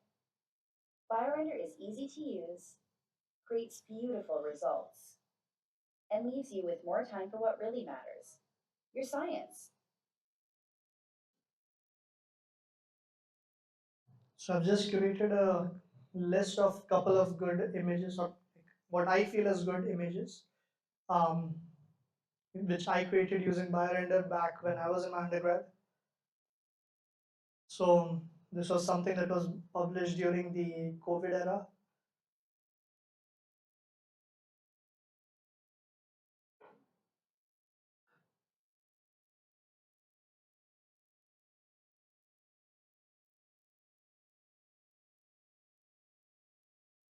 So moving on, you say that, okay, you have completed your paper, you have a lot of good illustrations and scientific data. However, the PI has requested you to run a plagiarism check to put things in black and white. However, you're not sure what to do and how to do it. So the ideal way to check is by using Turnitin. So Turnitin is like the most easiest and the most widely used softwares, apart from Authenticate, where you try to check what works for you, like where you have copied stuff from. So certainly, in most cases, plagiarism does not necessarily mean that you have copied from someplace. Certain times it could be like you have written another paper. Like if I have written a paper on cervical cancer, the role of nanoparticle A in cervical cancer, the role of nanoparticle A in prostate cancer, in some oropharyngeal cancers. In such situations, since I'm the same team that's writing it, the same person that is reading and curating it, there could be every possibility that I use the same vocabulary. So plagiarism is generally counted when you have three words or a phrase together. So if you have three words together and it's in the same pattern, they generally count it as plagiarism. So plagiarism could be both external plagiarism or self-plagiarism. You plagiarize stuff from your own paper without necessary permissions, it still is illegal because the copyrights are generally not limited to you. It also belongs to the publisher that has published the previous paper. So why Turnitin? Because it has a good database. It helps you with, it gives you a really good report. It tells you how much percentage is required, or like how much percentage you need to have, like the minimum that you need to have. And you can share the PDF with your friends and your PI. And generally, as a rule of thumb, journals would accept up to 15% plagiarism throughout the paper, with not more than 5% counting from one single source, which means that if you have 14% plagiarism and 4% from one single source, 4, 4, 3, 2, it's still, it should be okay for the journal. But ideally try to keep it less than 10. Once you download the document, you'll be able to just change the particular words. 19-20 कर दिया word को, then it should be good to go. But if you are copying the things from one paper, it should always be less than 2, right?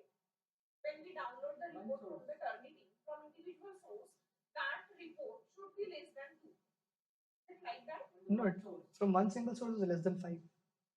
But somebody says that it should be less than 2. It should not be more than 2. But certainly it depends upon the journal guidelines. I think more better journals would have 4% is allowed. 4% is allowed.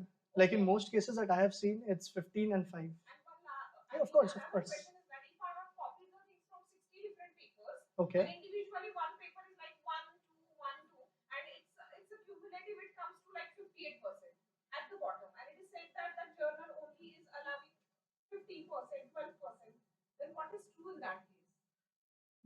Then in that case, you'll have to reduce the total number. Like you'll have to change the phrases for each of them I individually. mean, totally we need to come down to 15. You need to come down to 15. Yeah, totally you need to come down to 15, 1 5. Yeah, 15. Yeah. Yes. So you'll have to come down total to 15. Yes, because even today it is very difficult, because first of all plagiarism was difficult. Now you have also to detect AI. And Turnitin is actually good. In Turnitin 2.0, we can get the AI writing AI detect. percentage also. Yes. That's good enough. Yes, that is a good software. But again, I have been reading a lot of tweets that goes back and forth about should you use AI detection or not, because is it valid? Because certain professors, they got so they had initially submitted a paper, it had high plagiarism, they changed it, and it was within the permissible limits. They resubmitted it again. The AI detection went up. So they're unsure, like they did not do much, or they did not even use AI. It was just like minor corrections, but still it went up, and by a significant, like 15 to 73% or something. So I read a lot of threads that which said that way. The scientist is coming in Turnitin and is editing the report. So totally do not rely on Yes, but also it depends upon the handling editor. Certain times some exactly, because there are certain journals where like they would just put it up as it is. So even the references are getting counted. So even you don't have a limit of like say 15%, because of the references it is going beyond 15. So it depends upon your handling editor and the luck. It's always better to check the plagiarism without references. Without references. Yes, that is the ideal practice. Yes. That is counted into the process. Yes. And even certain times what happens is we are taking a license for, say for instance, a table or a figure caption. I mean Permission. from other Yes. And we have taken a written permission, we have cited their work, but still it just counts as plagiarism. So then you just have to email the handling editor asking like what is their preference of it. So that's the most common practice that I would do.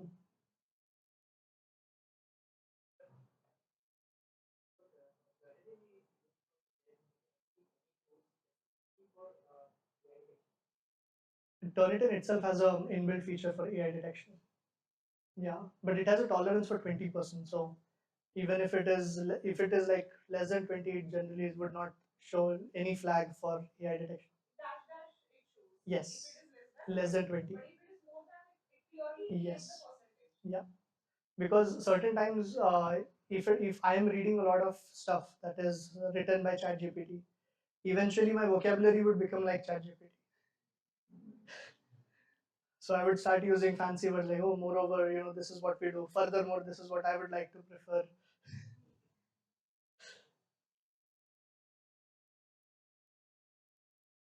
So just so that everyone is on the same page, I'll play a very brief video on Turnitin. Turnitin is text matching software. It's used to detect plagiarism in written assignments submitted online. It scans everything that's been uploaded for text matches. If something is copied from another source and it's not cited correctly, it will be detected. The reason RMIT uses Turnitin is to ensure academic integrity. It's important that any written work is your own, or that you acknowledge that it has come from another source. Turnitin works by matching the text in assignments against electronic, print, and other sources. This includes books and journals, websites, archived materials, and other students' assignments from global universities. It detects incorrect citations and both accidental and intentional plagiarism.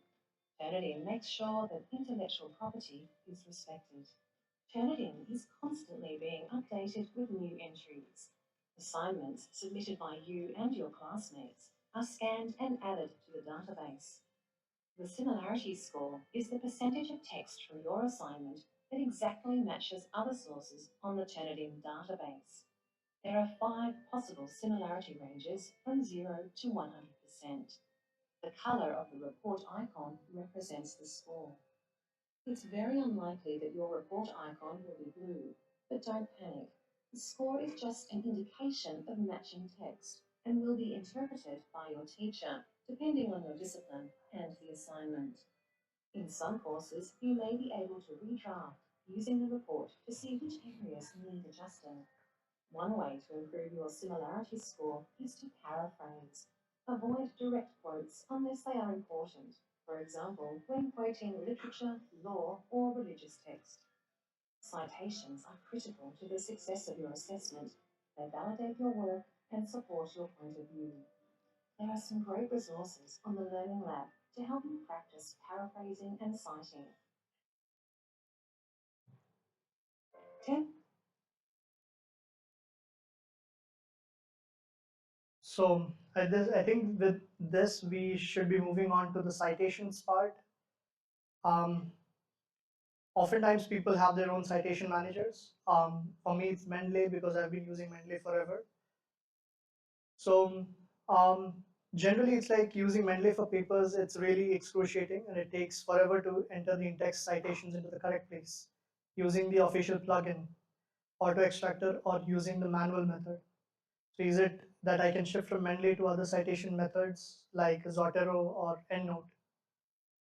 So what I generally would like to do is a mix of both, like trying to generate a more shortcut way of trying to take all of the papers and put them up in one particular folder and try to cite it immediately. So the best and the easiest method that I like to do is, say for instance, if I just go onto Google Scholar or Dimensions or EBSCO, you get any other source, you could type the exact name of the paper, and you can actually just, like, as you can see, there's something called a save here. You can keep on saving it into one particular online folder within Google Scholar itself. Say for instance, I'm working on pembrolizumab. So the keynote trial is like the backbone of pembrolizumab efficacy. So all I do is, like, I just go ahead and save all of these articles into one particular online folder. Um, so a lot of people what they try to do is they would just individually go write 1, 2, 3, and then eventually at the end they'll put up the bibliography in the required style. While this is a good primitive method, the major issue comes when you get rejected from one particular paper, one particular journal. You go on to a different journal, you find, okay, Vancouver doesn't work for you anymore. You need to be in Nature format, or you need to be in IEEE format. So in that situation, that puts you in a very tough situation, that you have to rewrite everything. You have to put the numbers 1, 2, 3, or you have to go to an APA 7th edition style, which is like Smith et al. 2022 or something like that. So when you use Mendeley, it gets all the more easier, but Mendeley also has a shortcut. that if you try to save everything into an online folder, you can download the entire folder as .ris format or .bibtex format. Once you have the RIS format ready, it is literally a folder containing like 50 or 100 or 200 references. You can directly import that into Mendeley. I can show you a brief video. It's like a 30-second video about it. Demonstrate to you the new drag and drop feature that we have for Web Library. So here is Mendeley Web Library, www.mendeley.com/library, and I have references on the right side and some PDFs. And let's just show you what happens if I drop a RAS file with references inside. You see on the left side, it's importing. And there it is. There is my references. So what happens if I want to attach a PDF file to this reference? I click on the reference and I drag it here. And there it is. So you notice that the PDF that normally comes in serial numbers gets renamed to the actual title of the reference. If you happen to be a RefWorks user, demonstrate to you the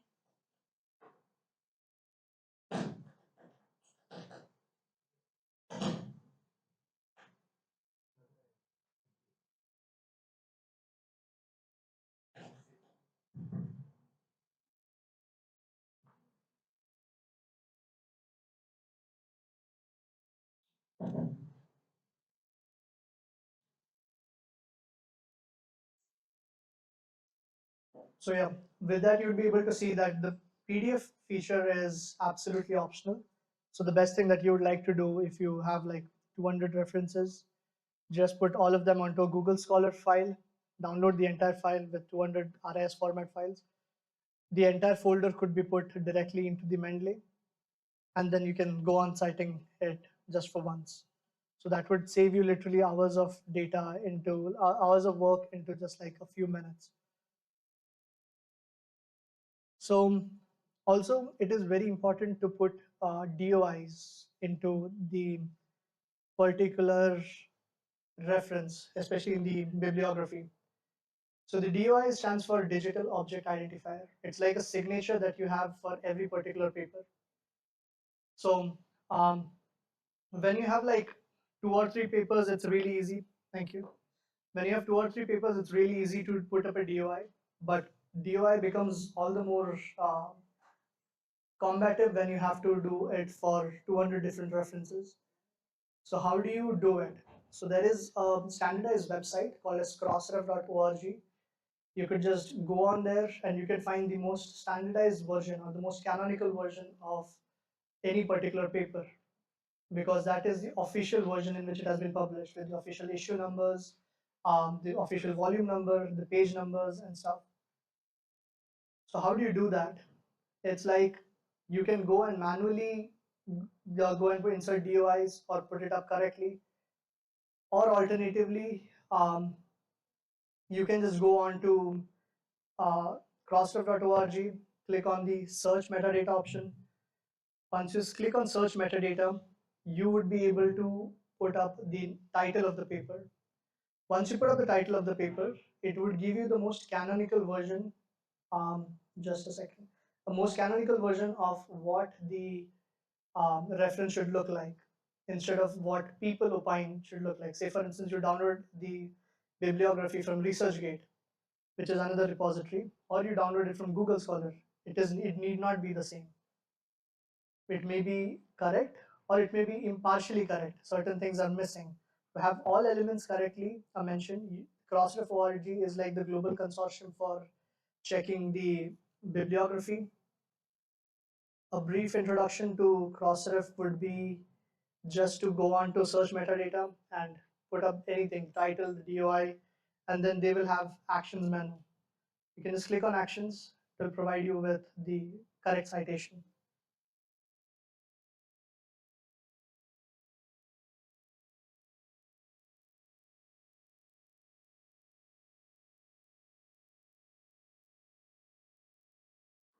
So this is like a video that does not have any audio, so you can just look at it.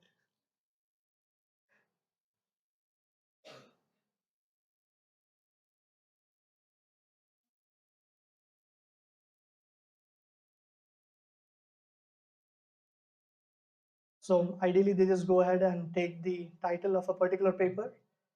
And eventually, when you take the paper, you can go to search metadata and paste the title of the paper. When you enter it, this is the page that would load.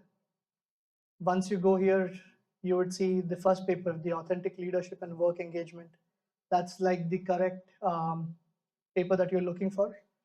Eventually go on to the actions menu. Once you go on to actions, you can click on cite.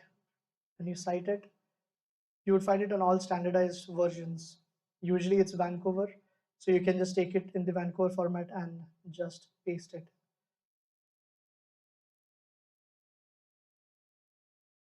In certain styles, you don't have the DOI ready. So in that situation, the best thing that you can do is go to a particular website. It would be provided in the video as well. Maybe you can take a note of it. It's called as a simple text query. So you can post all the references inside the text menu, and it will add DOIs, individual DOIs to all of the references together, and it will at a time. Yeah, so it will just do all that, and whenever it's done, like probably like 3 or 4 minutes, it will send you an email with all of the references. I think it's up to 5,000 references per month. Yeah, just a second. Where we're going to use Crossref is with their simple text query tool. The website link is https. So this is the website link. I'm sorry, you'll have to either take a pic of it or.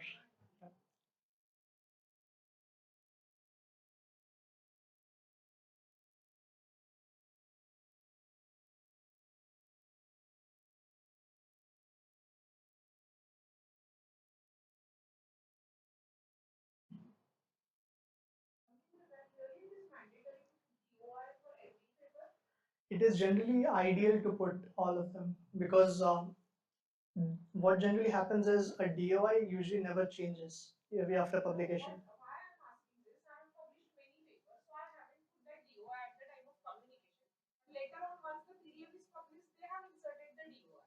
So is it really mandatory to put the DOI from author side or what? I just want to ask. So for most journals recently, they are asking you to correct the DOI, like add the DOI or add particular issue numbers by yourself. Like say for instance, certain journals like MDPI, especially the open access ones, they will always ask you to do it, and like I am not having any experience with open access. yeah, but with certain journals, like even like higher impact Elsevier journals, they would ask you again to come and get it corrected. So 2 or 3 rounds of revision, it's a lot.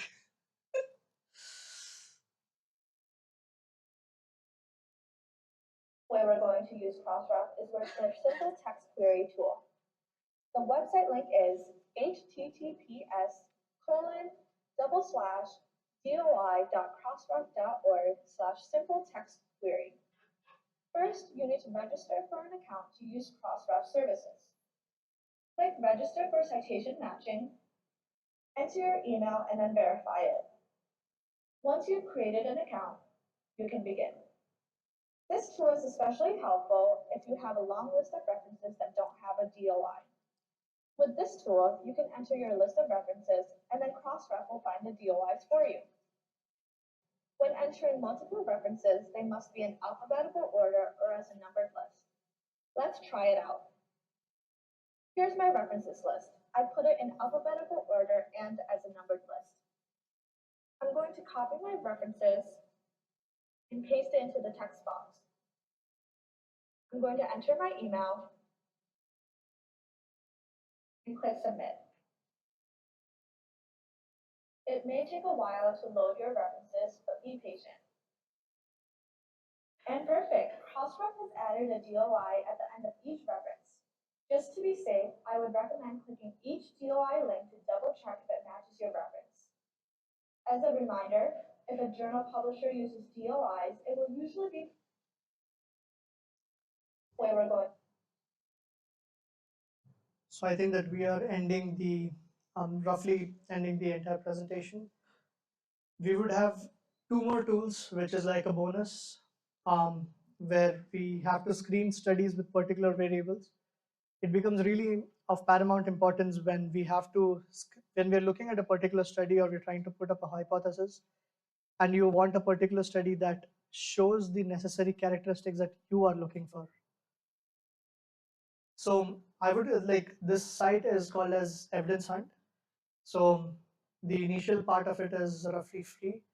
So I would really urge you guys to go and use it once.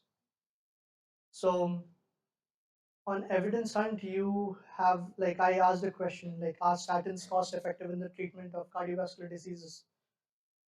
So it gives me a long list of data, of guidelines, of policy documents, and everything with a particular reference. All these references are what you can find on the right-hand side. Also, if I'm trying to look out for particular PICO characteristics, patient intervention, I forgot the rest. For the PICO guidelines, if you're trying to look out for, say, um, ulcerative colitis and FMT, you would be able to see, population intervention control and outcome. So if you're trying to look out for particular PICO characteristics, it would technically parse all of these website documents or papers that are already there, and then try to give you particular studies which match your criteria. Say, for instance, if I'm trying to look out for autoimmune conditions of the digestive tract, it would help me to find out autoimmune conditions, especially, and if I'm just looking for trials or something that is a clinical intervention, I don't want to look at a review article or a hypothesis paper. So this would be helping me to personally screen all of these documents from like roughly 100 documents, what we found in dimensions, to less than like 20 of them that is very pertinent to my particular study.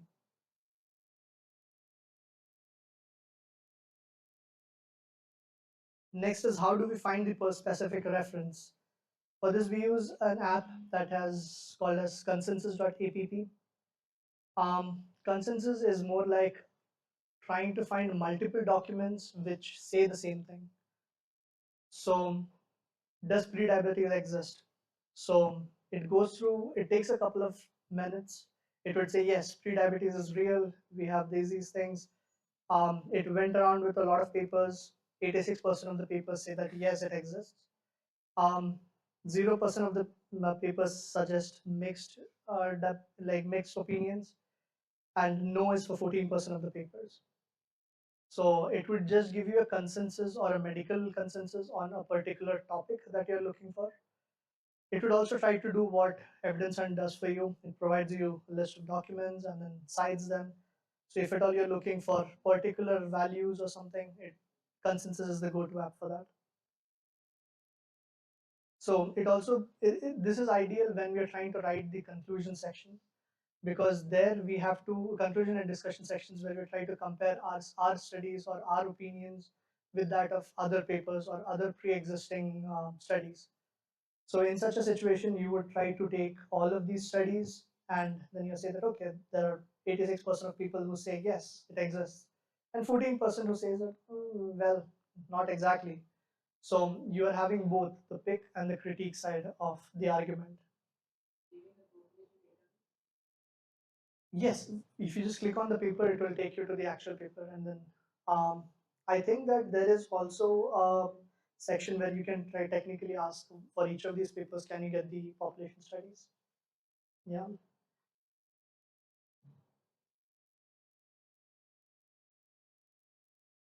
Yes, so does it exist? If you look at this one here, it gives you the population data. So what population was taken into consideration, what method was it taken, was referenced for the particular answer of prediabetes.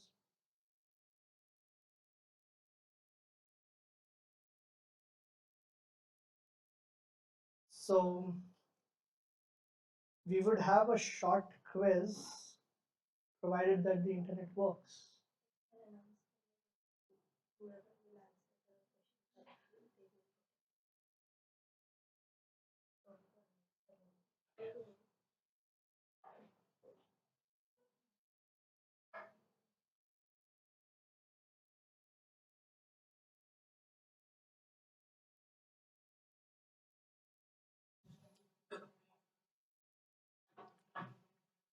Okay, great news for the participants. So now we'll be having a short quick quiz, I guess around 4 to 5 questions. So every time anyone answers the questions, we'll get a small gift hamper on behalf of this work. So do answer and participate actively, and the gifts will be provided at the end of the quiz. Okay, fastest finger first, the main condition. Rapid fire round, yeah. So be quick, answer quickly, correct answer, and you will get the gift. No, you can just type the answer there. Yeah, it is already set for that. Yeah. So you can just go ahead and scan the QR code.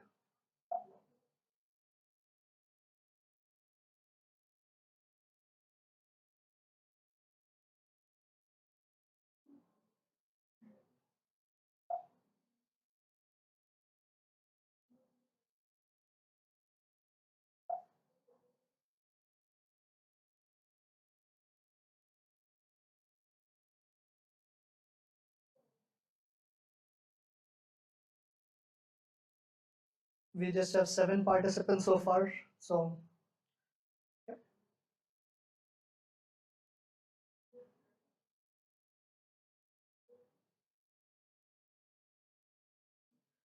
it is going to be more like test. It's like a small quiz. Most of the things that we discuss here is already discussed during the entire presentation. You need to type stuff in. Of course.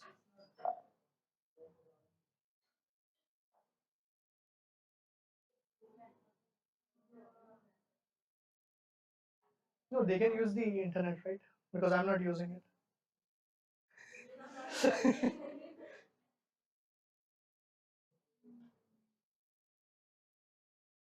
No?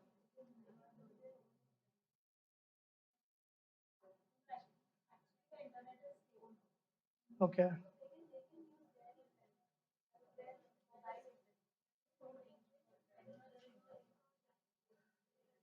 So we have like 23 participants already.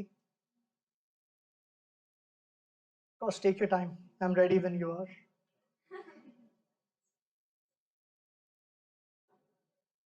27 and climbing.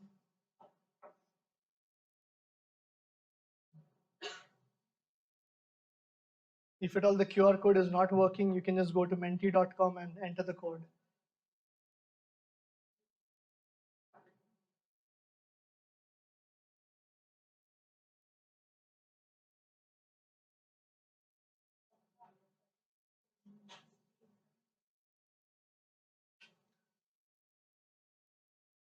Whoever wins online, you'll have to courier it to them.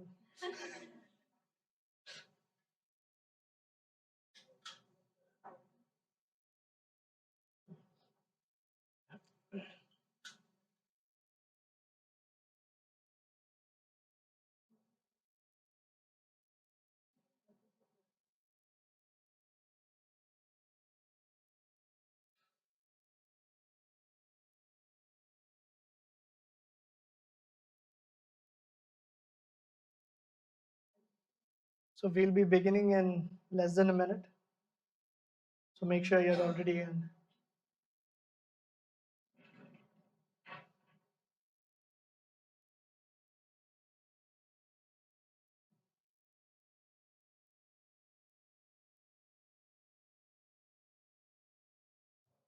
Can we begin? Yes, no. Okay.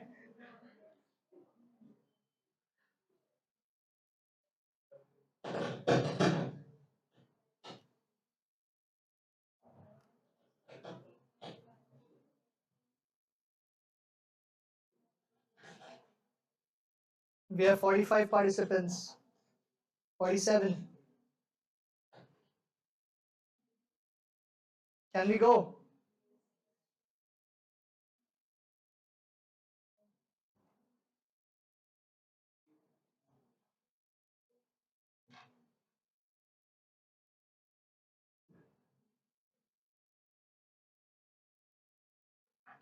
Even if you're not able to see it here, you'll still be able to see it on your own devices.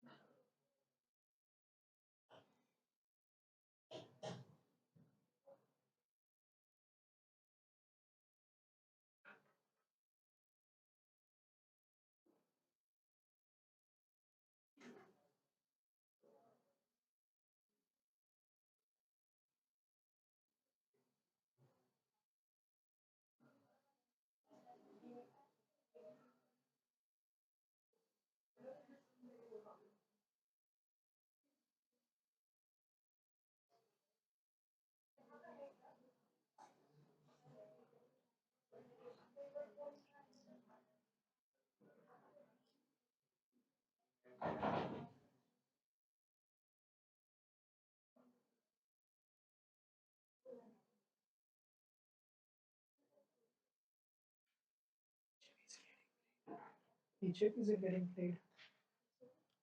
दूसरे device पे चालू है क्या? हाँ. But they are not trying to use the same account. नहीं, अगर उधर से लॉग इन किया तो इधर से निकल जाएंगे. हाँ, इसलिए उधर से लॉग आउट करने में.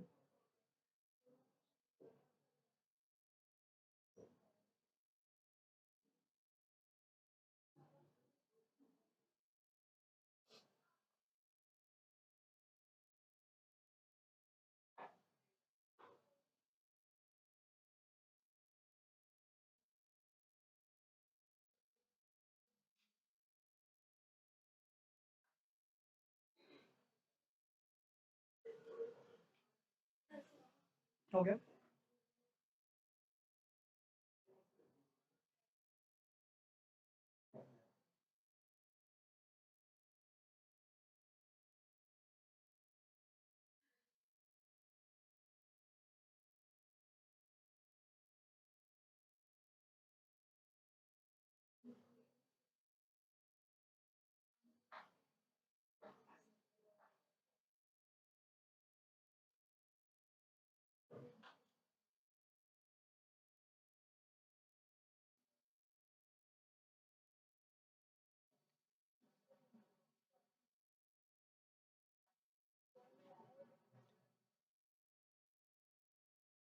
Twenty seconds to go.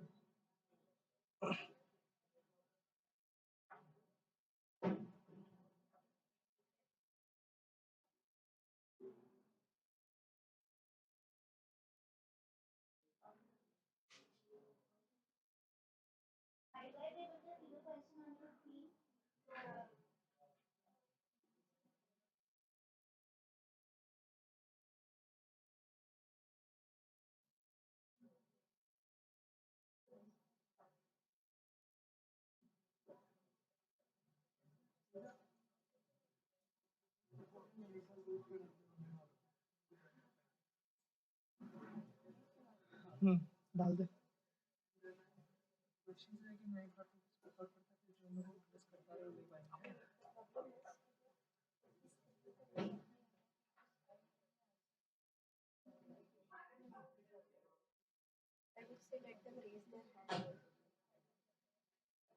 Automatically चले जाएगा क्वेश्चन. क्या करते हैं? Let's go.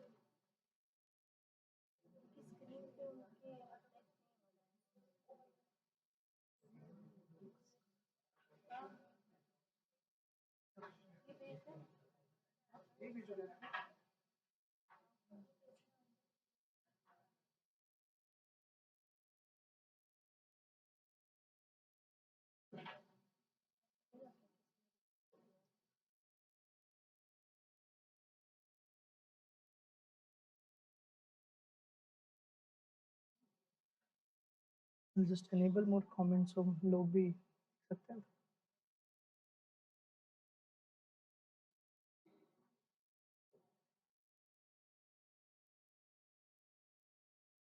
I think सब लोगों ने guest बन के join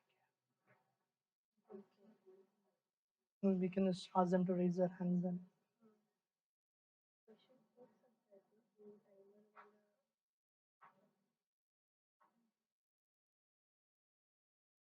That guy sure, I don't think the game should be very prudent.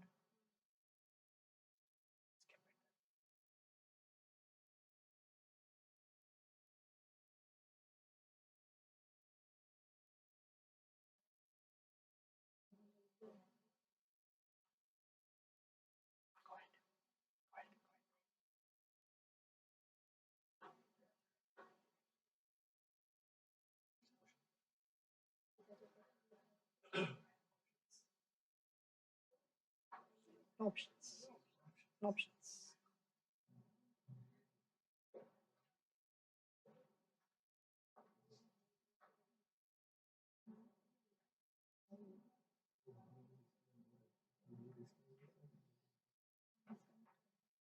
Yep. Gonna go next. A slight change. The quiz will not be continued on the app. I will verbally dictate you or read out the question. So everyone should answer by raising their hands.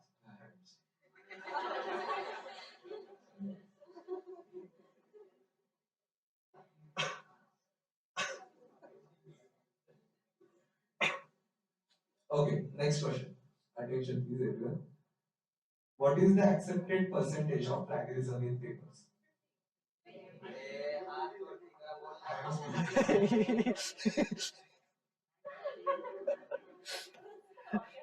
Ma'am को मिलेगा.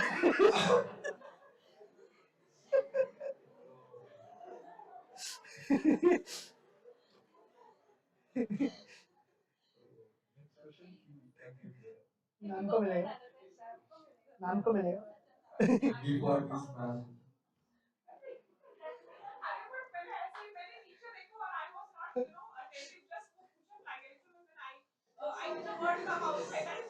It's all right, ma'am. Congratulations.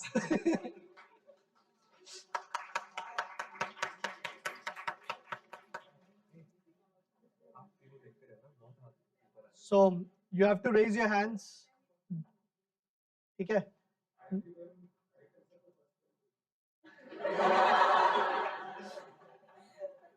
But the thing is, like 5 other people got it correct.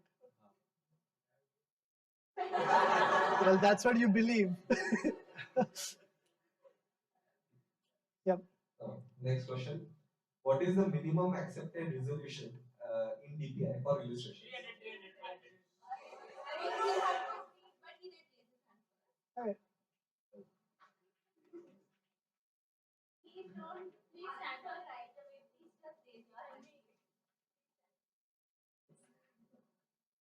Yeah, moving on.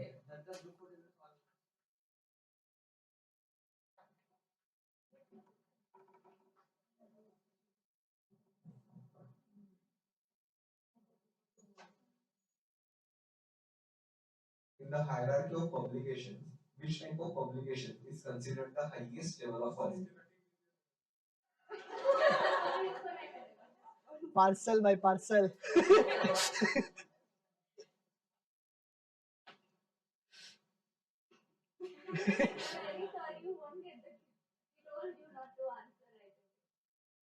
But others can also get the chance at this point.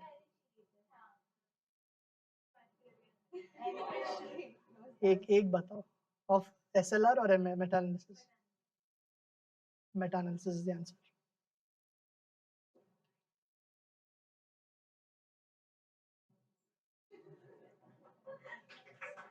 Go on.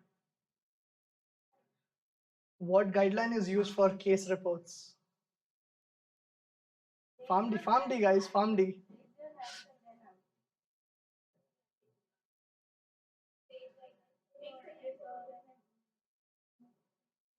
Like the most common one. No, like the guideline that you use, like Prisma for systematic literature review. So what guideline is used for case reports?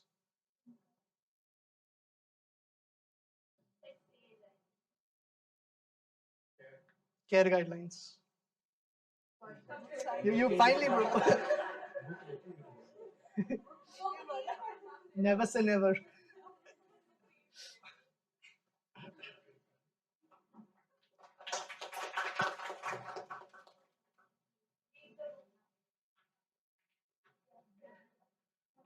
So last question, what guideline is used for observational studies?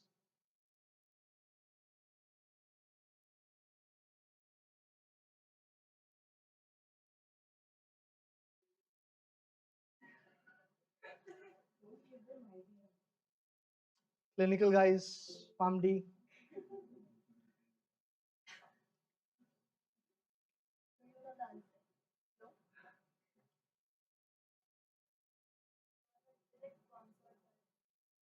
No, concert is for RCTs. Strobe guidelines. Who said strobe? Strobe guidelines is the answer.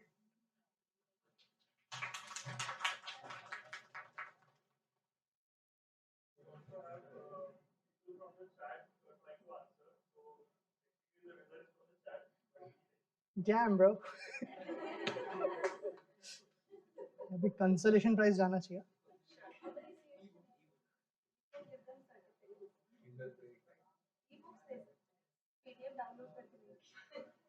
I think you should courier it. It's come on. 6, 7. Yeah, I think I'm open to questions. Should you have any? If you don't, we all can take a 10-minute break. Come back for the next session, probably. Probably, you know.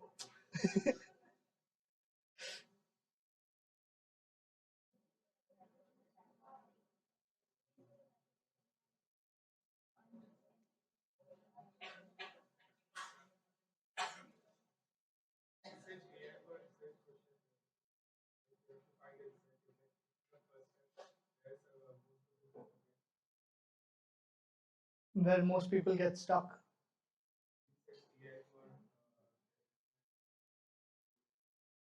I think there was one AI that was predominantly used. I forgot the name. I need to check that up.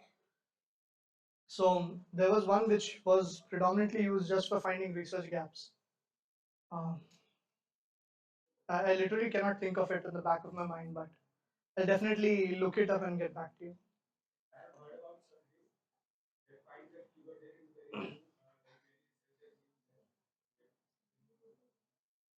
So there are certain tools which people use for the number of keywords that have been published for a particular thing. Like even Google Analytics report is what generally people would use if you want to see, okay. No. No, there is one particular just for finding. So it is more like connected papers, but it technically tries to find the space. I need to look it up. Oh, sorry. So in certain cases, as you saw in connected papers, you'll be able to see that there is one paper that you have selected, and there are multiple other papers that are more or less similar in one particular aspect.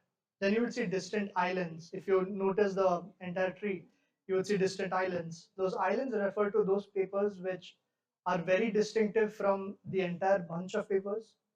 And also there are certain places that are not even connected. They're not connected to anything.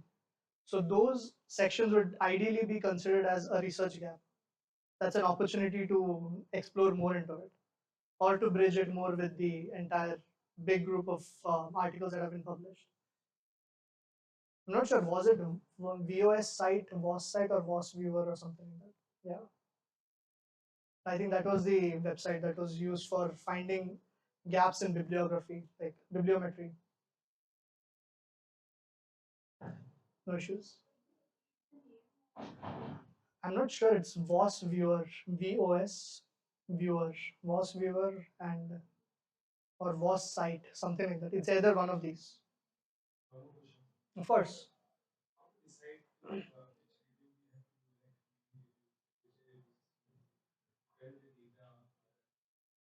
So first of all, it depends on how much time do you have. So if you have a lot of time, you have a lot of time. You have a lot of enthusiasm to learn statistics and try to do a meta-analysis, that is most prudent. If you don't have time, there is a lack of data, you can start going for smaller papers like a mini review, or in certain cases you feel like, okay, there's barely anything that's available, anything that I do will become as a hypothesis, you can go for things like letter to the editor or a brief letter, something like that. And if you have a lot of research data, you don't want to pursue that data further or the research further, like something that's innovative, but you feel that, okay, this is not my cup of tea. So you take whatever you have as a data and you publish it as a research communication or a research letter. So there are certain journals that are dedicated to those kinds of articles.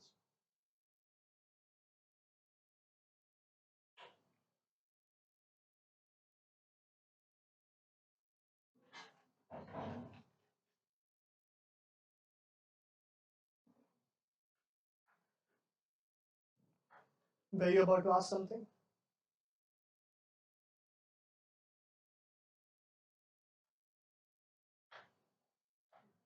Any questions in the chat? No. So I think that we can conclude the section on research methodology. Probably if you guys are free, like 10-15 minutes down the line, we can come back for another session on AI in drug discovery. So, take a bio break, stay hydrated, guys.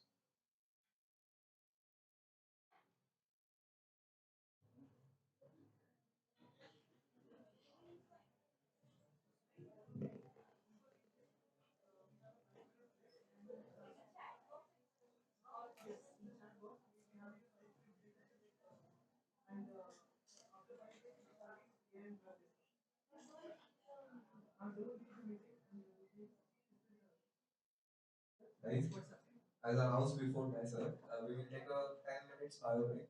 The refreshment counter has been opened again, so if anyone hasn't collected their refreshment, do provide your coupons over there, and we will get back within 10 minutes.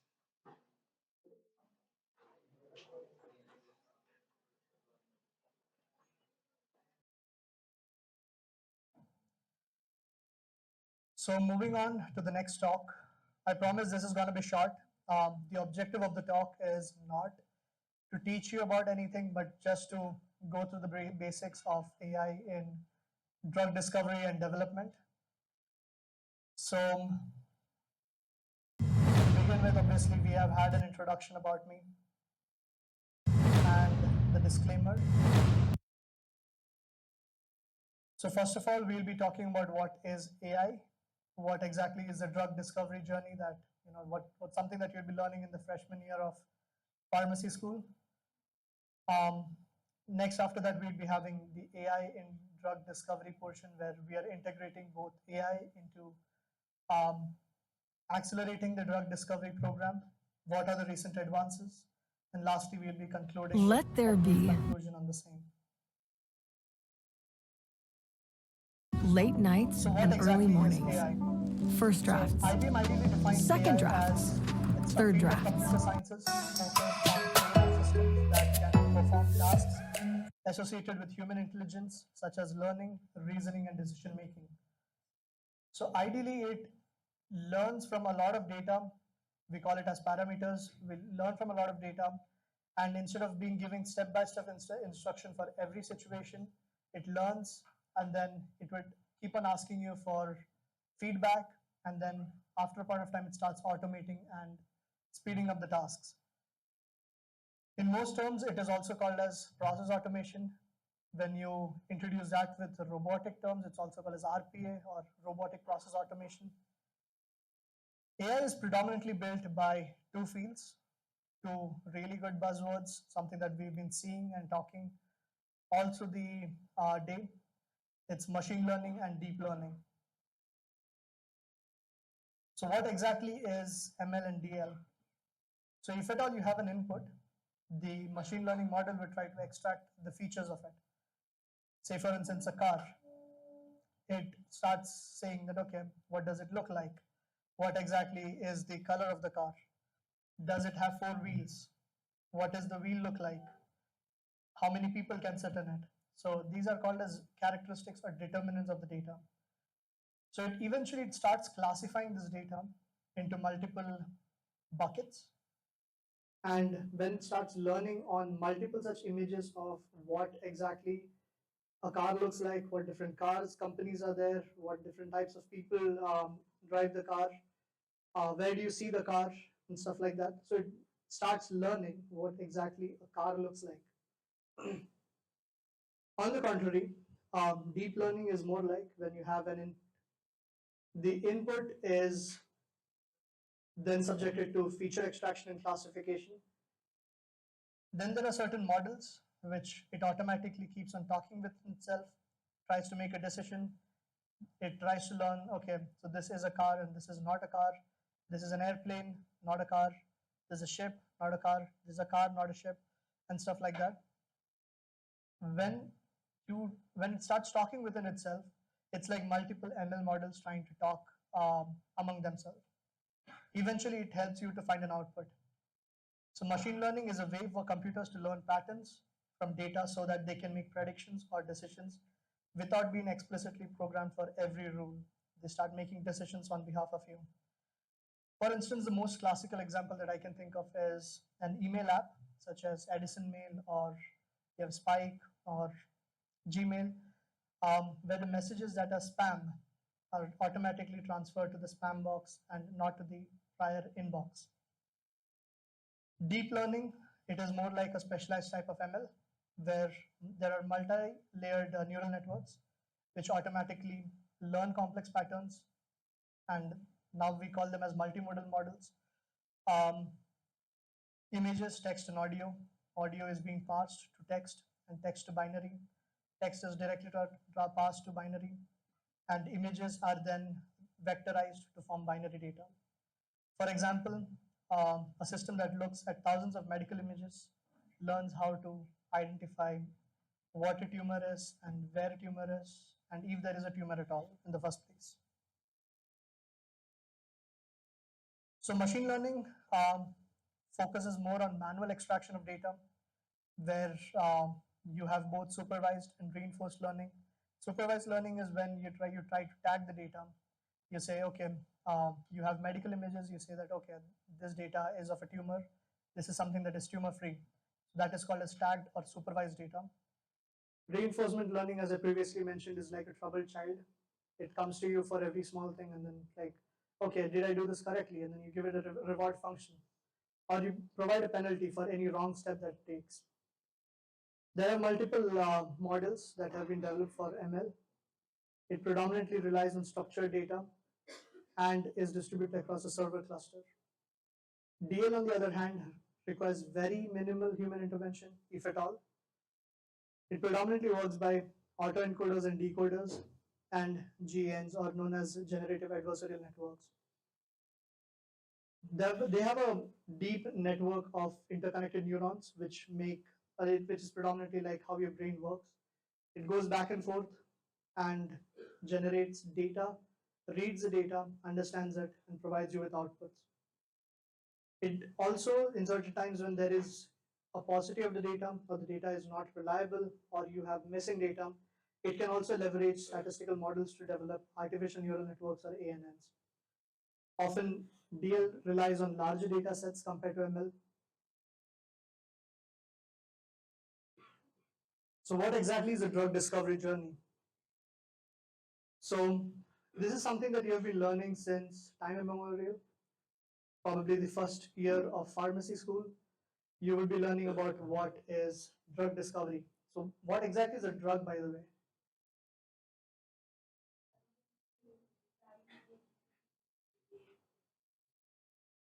It's a broad definition where you have to diagnose, mitigate, you have to use it for curative purposes, sometimes even for theranostic applications.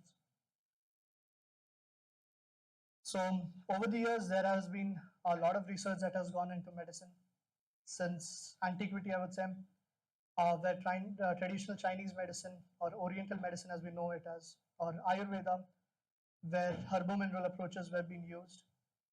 Several active compounds were looked into, were sought. We started classifying all of these active minerals or active materials as drugs. Eventually, people started to look out for better sources or sources which could be used as drugs. One of them was the cinchona bark.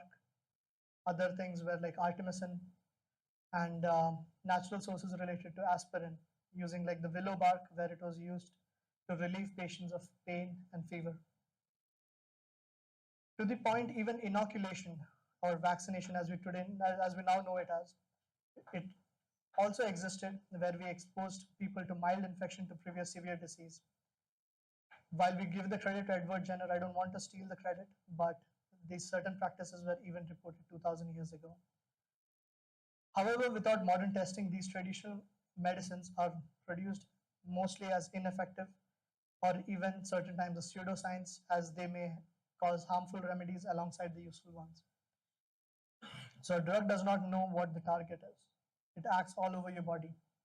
So certain times there are on-target, like most times there are on-target effects, there are off-target effects.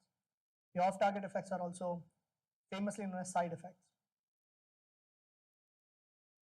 So this is a paper in NRDD, Nature Reviews Drug Discovery. An old paper dates back to 2003, where it says what are the evolutionary landmarks in drug discovery. Starting off from the crystallization of X-ray crystallization of 12 structures and eventually being uploaded to the protein data bank. Eventually, then we started in 1975 report of the first monoclonal antibodies. Then Eli Lilly and Genentech, a firm like now a part of Roche, first approved human insulin or Humulin. Subsequently, there have been BTK inhibitors in 1984, OKT3 non-human monoclonal antibody therapeutics in 86. Bigger landmarks came with the Human Genome Project, where gene therapies were first discovered. Gene therapies were first explored in humans. Also, aptamers were being used with the small fragments of DNA. Over the years, there have been several advances in microchips, rituximab, monoclonal antibodies. Most of the research you would see here is focusing more around cancer and cardiovascular diseases. But it would be interesting to shed light that most of these diseases, like over the last 10 years, we have literally done little to no advancement when it comes to developing a new class of drugs. All we have been doing is using QSAR studies and machine learning models to develop several other molecules that have been of the same class. What's the result? Over the past years, we have failed to overcome resistance, chemotherapeutic resistance, antimicrobial resistance, and all of these came with without the development of any new drugs. So now we are in a new era. We call ourselves as rational medicinal chemists, or rational pharmacists. We are men of science, women of science. We came up with something called as the rational drug discovery. What is rational drug discovery? It came up with things like target identification, lead identification, and optimization of the lead that has been identified. First is trying to find what kind of a target is there, what kind of disease are we looking at, how many targets are there any drugs that could be used for multiple targets, are there targets that are downstream of each other. So that comes into target identification. Lead identification is, since most of these targets are proteinaceous or enzymes, which are again in turn proteins, we started to look at the small organic molecules which are naturally the inhibitors of each of these proteins. Then we started seeing what are the characteristics, or what we today know as pharmacophores, for each of these particular drug molecules. Then we started to see what can turn this on or off. So we think of it like a binary switch. So things that can downregulate or upregulate a particular protein were identified as leads. Then we started using machine learning models, empirical data, to actually find out multiple leads and see how changing a molecule or a moiety within a particular molecule would affect the lead or affect the activity upstream or downstream. Then we came up to when we had 100 molecules, we know that there are certain molecules which work better than the natural derivatives. That's when we come up with lead optimization. So there have been a lot of identification strategies for the targets. The first and the foremost, what most people as students start off with, is literature survey. A literature survey is when we start reading all of the papers that have been published in and around the same subject. We try to see what targets have been reported. Are there any ambiguities? Are there any research gaps? Second, we start looking at gene expression profile, something which was deemed impossible before the Human Genome Project. Next, downstream, we started saying, instead of the gene, do we have proteomics data? Then we started stepping into omics. And once we have a lot of data from omics, we started seeing what are the expressions, that is the phenotype of each of these diseases, or we known as phenotype analysis. We started associating these phenotypes with the gene that they are associated with. Instead of looking for silent mutations, we started looking at things like what is the genetic association or the underlying genetic cause. With the advancement of technology, we also started seeing functional screening with siRNA and overexpression of any particular protein or mRNA or RNA. When we had a lot of data, all of this data was collated. We started making machine learning algorithms for each of them. We started making pathways. All of these pathways were eventually used to identify what targets are there, what kind of drugs would work for each target, what target is upstream and downstream of the other ones. Are there any simultaneous targets? And lastly, we have open source systems biology analysis. We use certain tools like MATLAB to identify what kind of tools could be used and what kind of tools would help us in developing new drugs and reduce gestation period before these drugs hit the market. So this is something that we've been seeing in the freshman year. Pharmaceutical chemistry, 101 initial basics. You'll see what is a target, you make a hypothesis around it, you make a story, okay, this is how it works, this is how you should identify a particular target, a particular protein. You see if the target is really valid, you try to upregulate or downregulate it. Then you start seeing, okay, is the target really the most valid one? So you go for knockout studies. All of these knockout studies would help us to understand if what we're looking at is actually a good target. In most cases, the target to hit is roughly around 1 year. From hit means anything that could be used to have an effect on the target. A lead would take another 1.5 to 2 years, where we have a lead compound. We say that, okay, we have done all of the combinatorial experiments. We know that there is one compound that works better than the other. Then you start saying, okay, you start optimizing the lead using machine learning. You start using empirical data that you already have. You use retrosynthetic pathways. And once you have a lead candidate, you start going for the preclinical studies, including in vitro and in vivo studies. By this time, you would see that we have roughly crossed around 5 to 6 years of time. Subsequently, you go for an investigatory new drug application, an IND application, where you could get into the phase 1, phase 2, phase 3. Certain times we combine phase 2 and phase 3 to give a common phase 2, phase 3 study. And after the phase 3, you start submitting your safety profile, your investigator's brochure. You have all of the brochure. It's a big book with all of the studies, what is its toxicity profile, what is its BAB profiles, and you start going for a launch. You plan the launch, you identify what target are we looking at, what kind of a population do we study, what is the pricing for each of these drugs, trying to get regulatory approvals from the particular geography. You would see this, the discovery and development pathway has already passed 12 years, 15 years to the study, which means that effectively, if you start now, maybe, if you're lucky enough, you would be able to see 1 or 2 molecules in your entire life.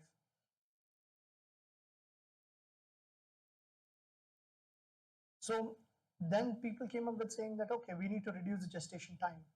How do we do that? They came up with something called as high throughput screening, or HTS.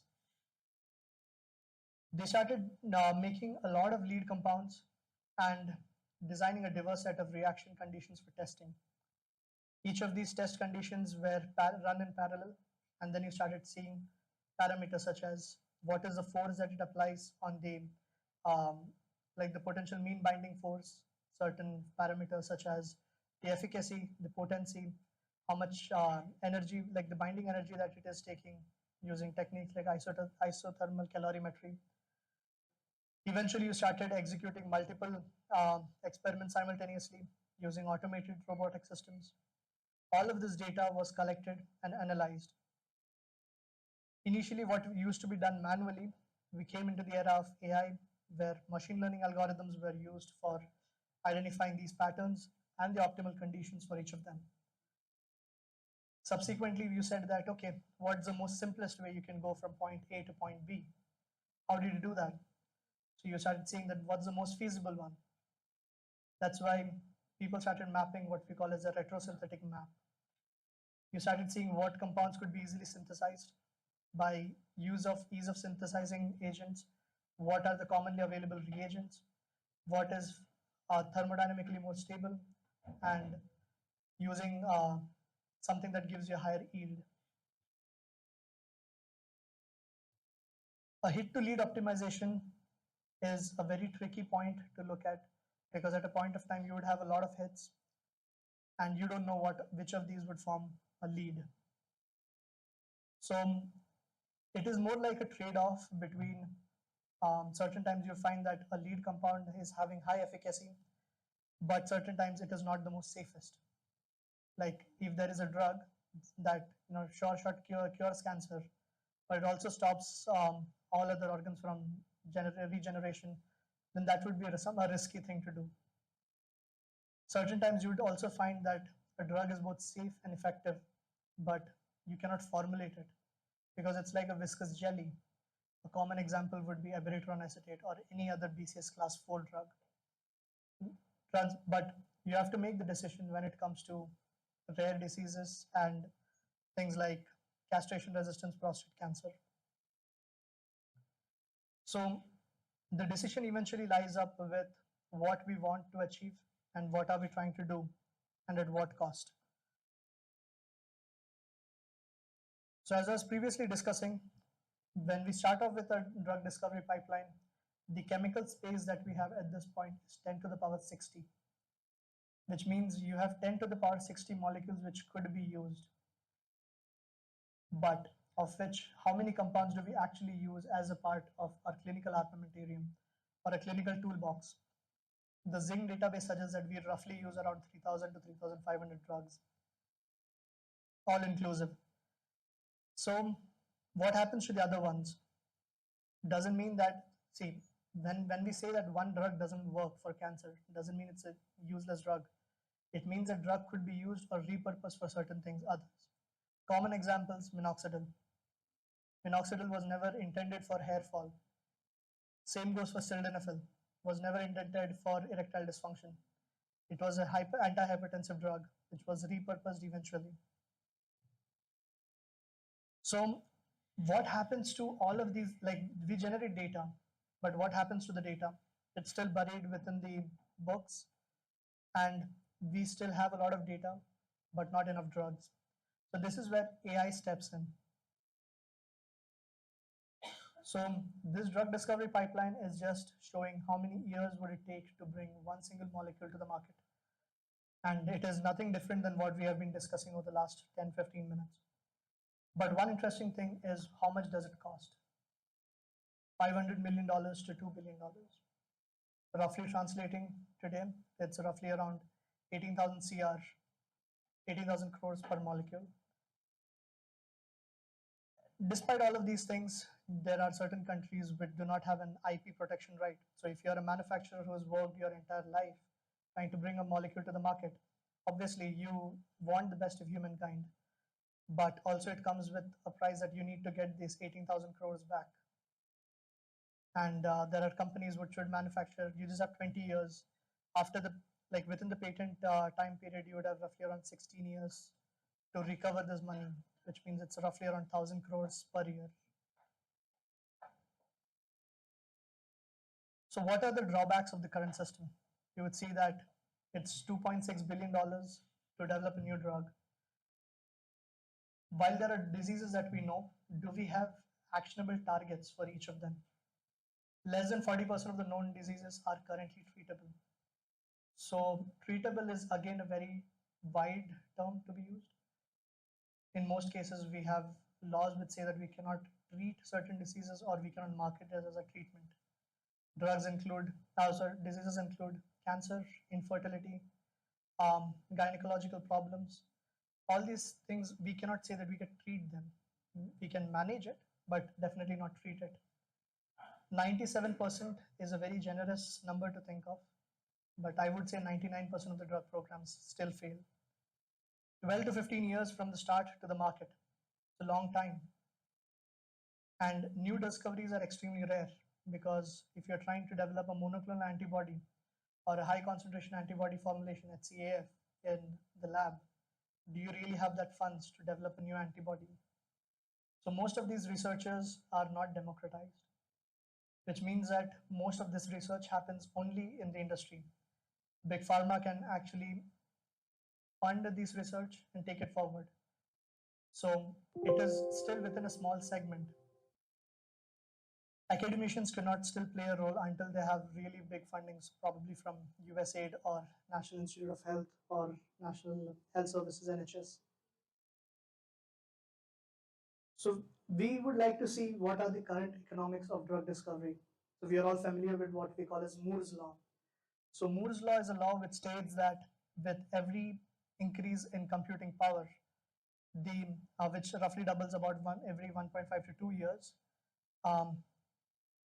things, especially electronics, gets all the more cheaper.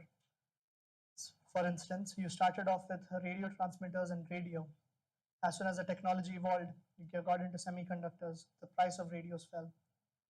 MacBooks were initially priced at $5,000 to $3,000 to $5,000, but as the computation increased, it got more democratized.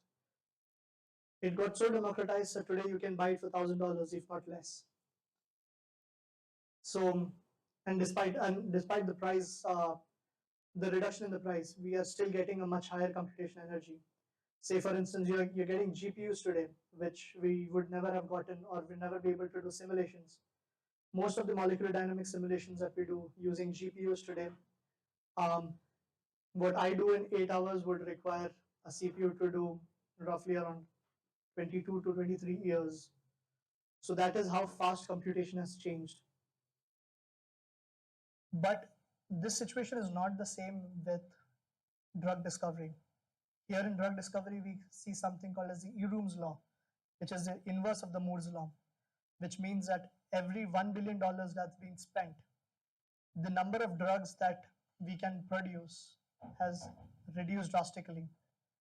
For the $1 billion in 1950, we were able to develop somewhere around 70 to 80 drugs. Please note that there's a log scale on the axis. So we were able to develop somewhere around 80 drugs. But today, for $1 billion, we are not even able to develop one single drug. So we are doing something wrong, but we are probably not as fast as the tech industry. So what are the recent advances in drug discovery? CAD is something that we've been prophesizing over the years. We have been an advocate for, I remember PCP being an advocate for computer drug discovery for quite some time. With the use of computer models and algorithms to discover and optimize drug molecules before they are made and tested in the lab. Often includes virtual screening of the drugs, docking studies, where we try to see how the energy is being computed. Then eventually for each of them, we try to develop a QSAR, a quantitative structure activity relationship model. And for the lead molecules, we're able to do long-term molecular dynamic studies, usually with particle mesh evolved method or some coarse graining method, especially for larger molecules.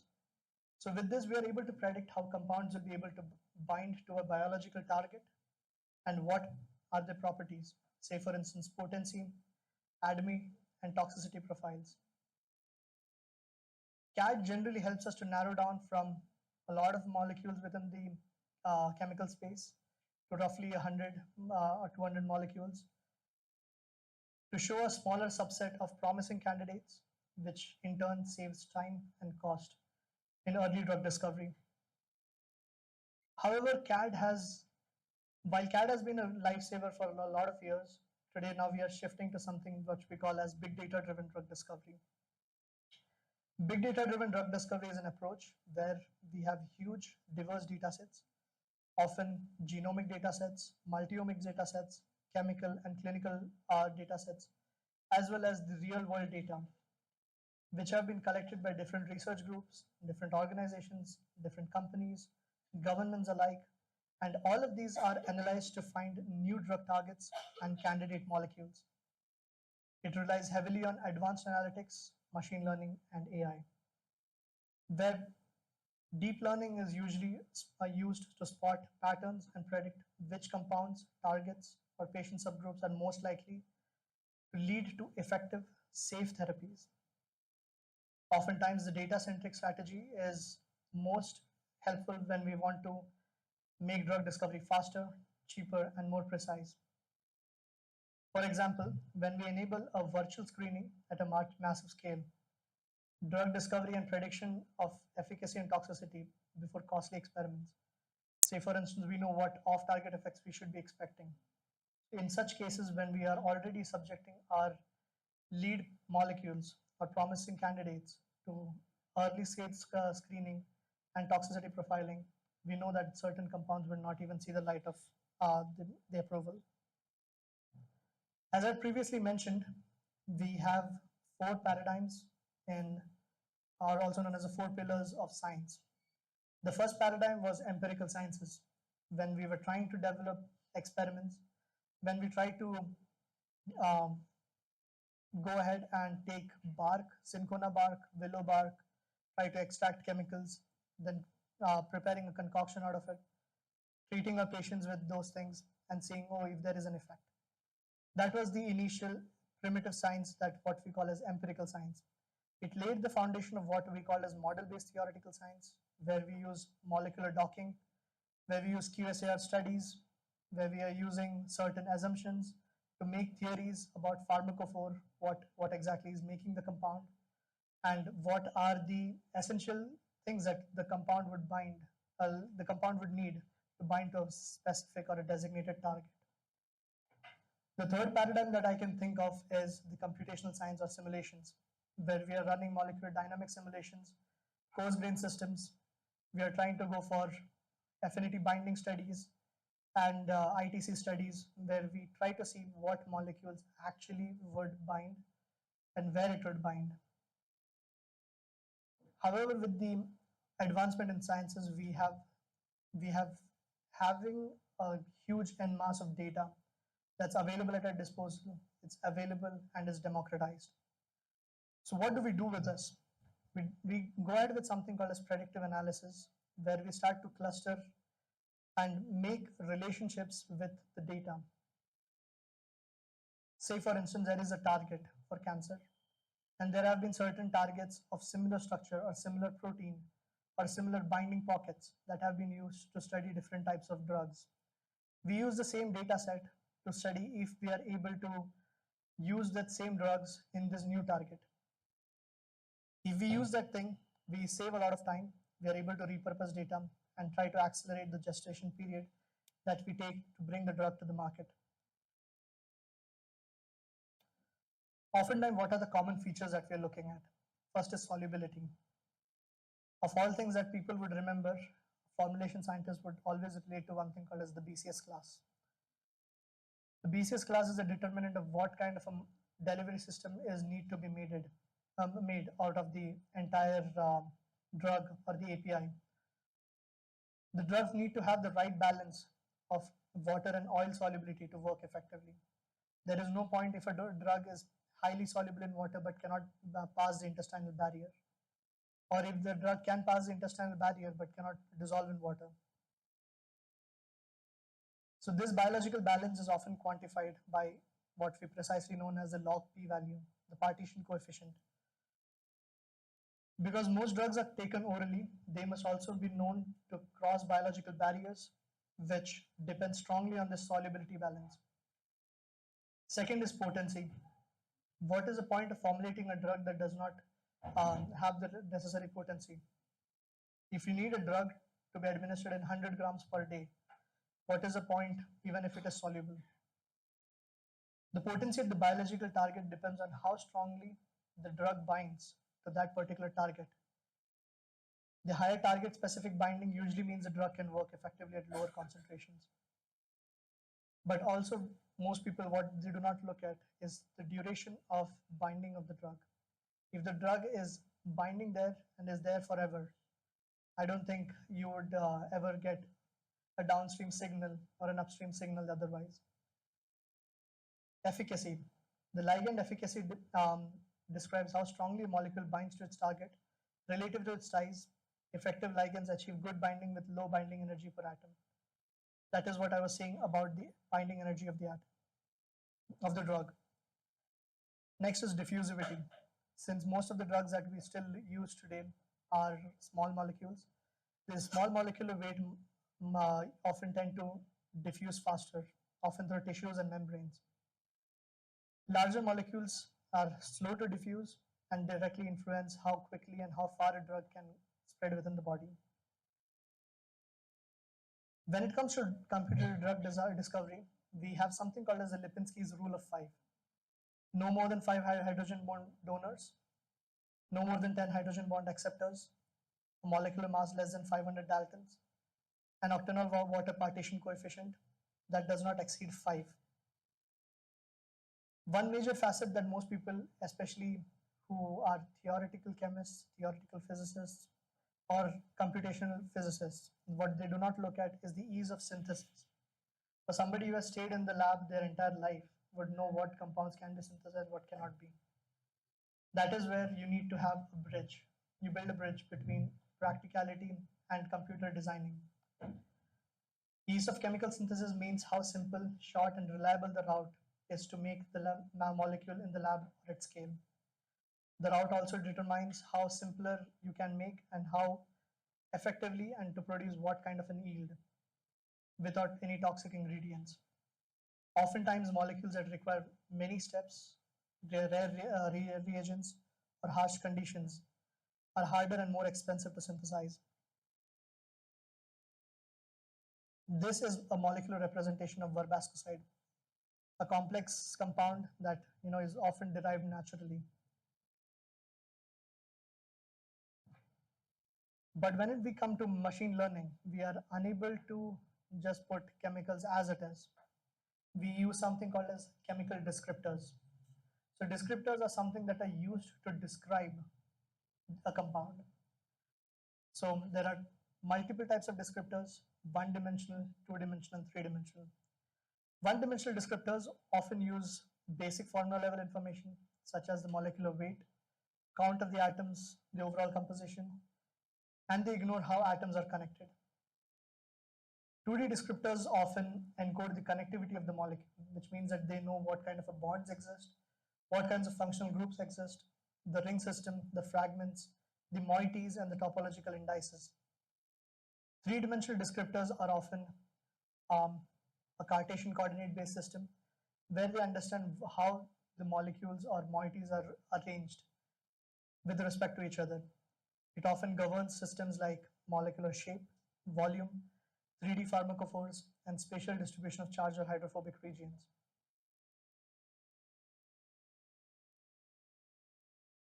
So, to describe in detail what 1D descriptors are, 1D descriptors are one-dimensional descriptors, which often include things like the molecular weight, solubility, charge, number of rotatable bonds, atom types, and the topological polar surface area, TPSM.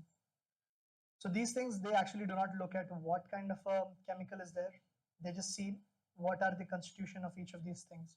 Like when you write a formula for acetic acid as CH3COOH, you know there's like 2 oxygen atoms, there's 4 hydrogen atoms, 2 carbon atoms, so you know what the weight is. You look at the polar surface area of each of these atoms and try to add all of them. You know what are the number of single bonds, so that is how you compute the total number of rotatable bonds. However, when we move to two-dimensional descriptors, we are also looking for something called as the fixed length numerical vectors, which also be known as fingerprinting. Oftentimes, we use a bit string of 1024 positions, that is 2 to the power 10. And the distance or the similarity between two molecules is often measured by the Tanimoto coefficient. Since a molecule cannot be represented in a singular line except in smiles or inchi keys, we generally use circular fingerprints as the most common types of fingerprints used today. We use a circle with a maximum atom-atom distance of 2 bonds. So when we have 2 bonds in a particular circular system, we are able to understand what kind of a molecule falls in, or what kind of a moiety falls within the particular circle. And then you try to make a smiles key for each of them. So what do you mean by parsing into smiles? SMILES stands for Simplified Molecular Input Line Entry System. It is used to write the molecule as a simple text string using standard keyboard characteristics. We are just using alphanumeric systems. The same molecules can be written in several different but equivalent smiles, especially when we look at isomers, tautomers, and all. But the thing about each of them, we have agreed on a singular, like how we have the IUPAC system, we also have a singular smiles, which we call as the canonical smiles of a system. The smile strings are fairly easy for the people to read and understand. For example, how we have a chemical in A, we try to break it down into the constituent moieties in B. And in C, you would start seeing that, you know, there has been a green line, a pink line, a blue bond, orange lines, and each of them is now put into a particular string format so that we understand how or what the compound looks like. How do we use QSAR using deep learning? What exactly is predictive analytics? In most cases, we have a set of properties. What we do with these properties is we take all of these properties for a particular set of compounds. We have the chemical descriptors or fingerprints for each of them. We often divide it into groups of 70%, 10%, and 20%. 70% being the training set, which is randomly allocated. 10% is what we call as the test set or the validation set. And 20% is the final test set that you're technically looking at. You're trying to compare how good is it performing with respect to the training set. In step 1, we often take a curated chemical set, data set. We generate the descriptors for each of them.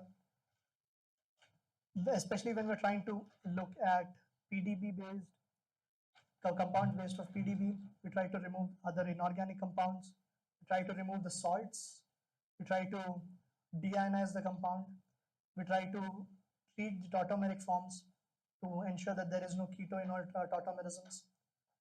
We manually inspect it and then we subject it to the descriptor generation. So descriptor generation could be 1D, 2D, and 3D, and all of them would be taken together into a particular data set. So it is literally having a big data set or a database with all of the descriptors, the chemicals for a particular compound. Say for instance, I'm taking lipids. So I take all the lipids that have been known, GRAS certified, non-GRAS certified. GRAS stands for generally recognized as safe. So all these lipids I'll be taking into one particular data set, trying to develop the descriptors for each of them. I split it into training sets, validation set, and test set. A training set is a majority of the set where we train the model on the basis of the data set and the descriptors that have been generated. The descriptors being molecular weight, number of polar charges, number of rotatable bonds, number of oxygen atoms, number of hydrogen atoms, number of hydrogen bond acceptors, hydrogen bond donors, number of nitrogen atoms, in 2 bond distance, that is the EFP4 distance, how many number of molecules do we have, what is the identity or the descriptor or the SMILE scheme for each of them. Eventually, we start developing a higher validation set. In this validation set, we see if the training has been properly done. This QSAR model is then, once it is validated, we start designing, we start the virtual design of ligands.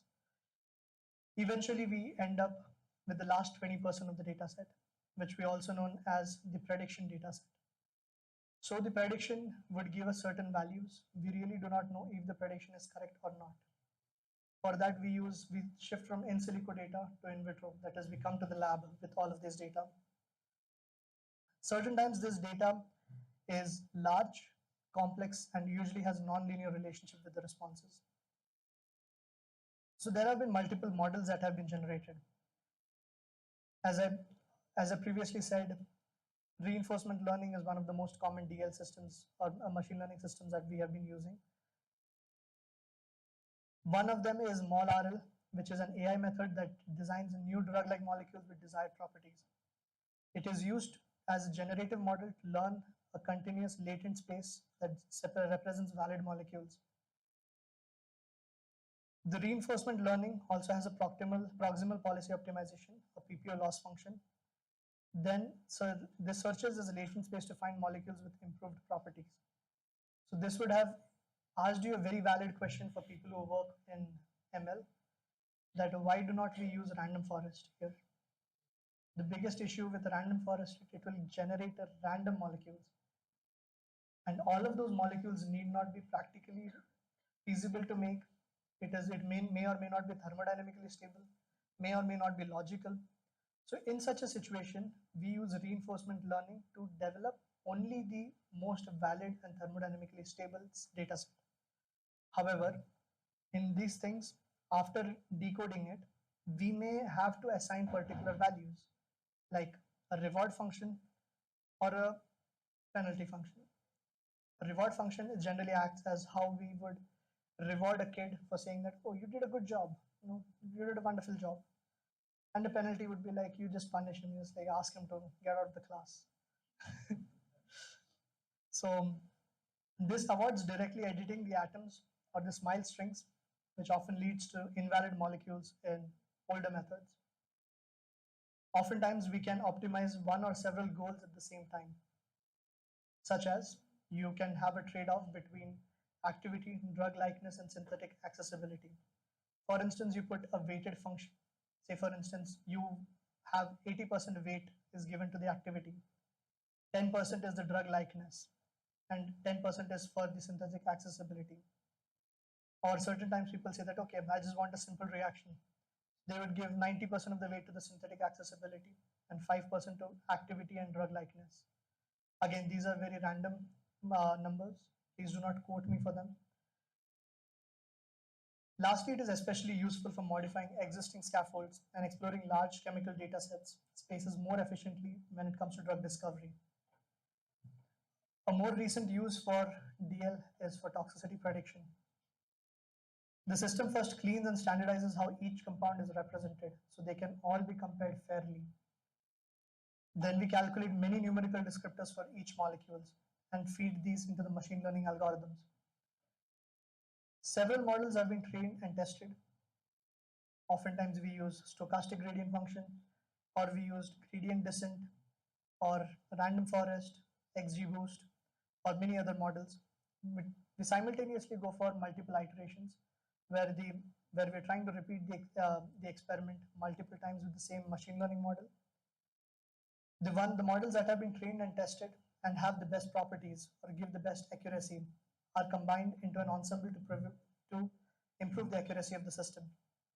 Using these models, the system can predict how toxic new unseen compounds are likely to be. And it performs better than methods like random forests. Inside the neural network, some neurons learn to recognize specific toxicophore patterns, and they have been marked in red. So these are generally the ones that have been predicted using machine learning models. So this is a standard, like if you start screening all of these models for toxicity at a very early and nascent stage, you can start, you can stop these the synthesis or testing for each of them. I would say that Moses data set is one of the most biggest data sets when it comes to having leads. That is the clean leads that you get from zinc. Zinc is the number of like the number of macrocycle, the number of molecules. It's the biggest data set of approved molecules, non-approved FDA molecules, and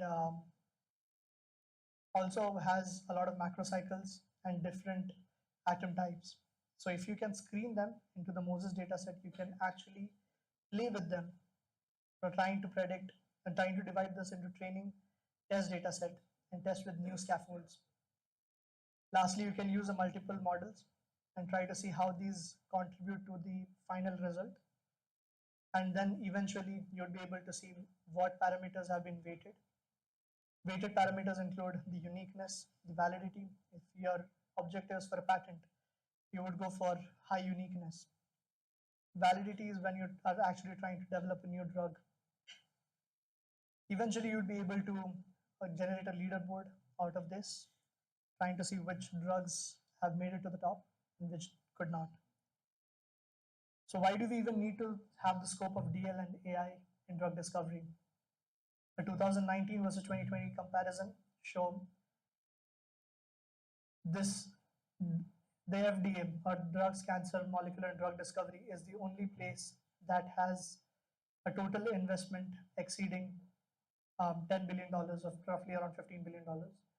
The year-on-year return, or the CAGR, is also the highest for these groups.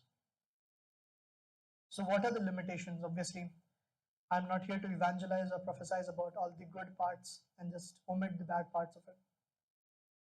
Although AI is a big breakthrough, it still cannot fully replace the human systems in drug discovery. The predictions, as I previously said, follow GIGO format. You put in garbage data, you'll get garbage outside. These algorithms must clearly define how to pull out useful information, especially when the results are unclear. Often systems show algorithmic bias.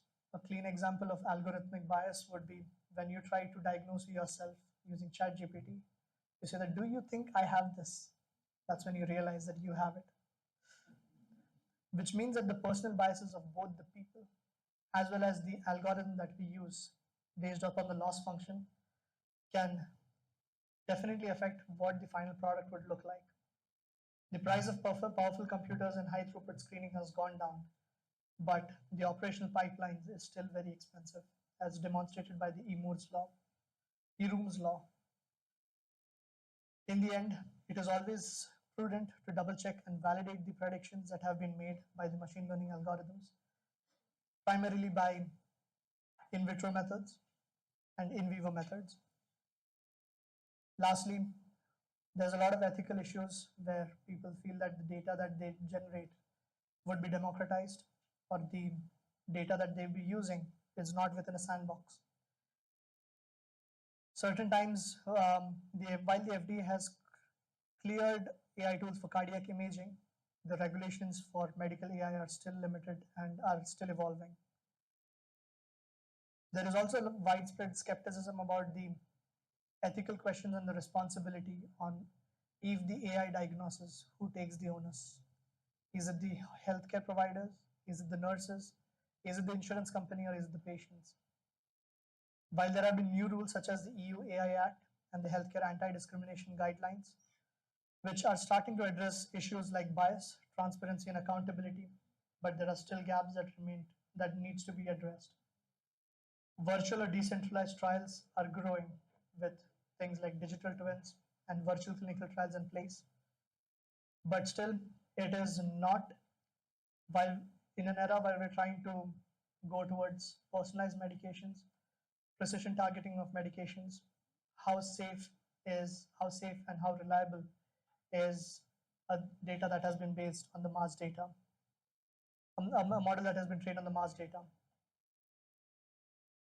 Lastly, when we look at the conclusion and outlook, we see that there are no approved drugs that are truly designed end to end by AI.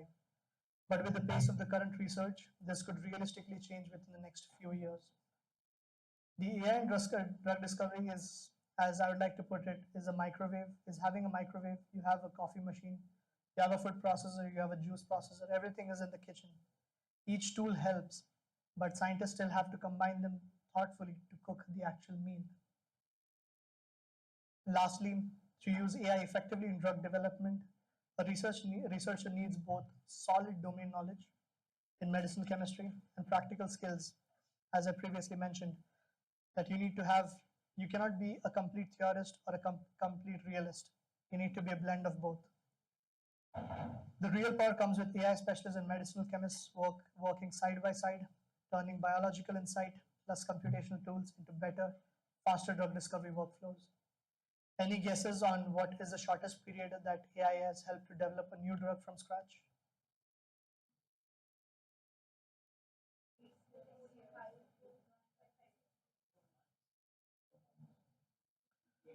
Still far, 46 days. And India is about to get its first dual action inhibitor that has been developed using AI soon. So lastly, as you had rightly pointed, do I provide internships? We actually, in fact, are for the next academic year. So we don't have the concept of unpaid internships. We'll be having paid internships for those people who qualify. And we are also, so River Biosciences is a US-based company which predominantly works in, which is on the forefront. It's a deep tech-based company. It's not exclusively pharma, but we are looking for pharma applications of deep tech where we use complex DL to develop personalized medications. So we are one of the few companies that actually work on personalized medications, especially trying to target diseases that most people would never try to do, like sensitization to chemotherapeutic agents or sensitizing back to the antimicrobials. Also, we have roughly a pipeline of 40 plus drugs that have been trying to be explored, collaborating with other companies, organizations. So feel free to sign up, and we'll be letting you know as soon as we have some opportunities. Yep, please.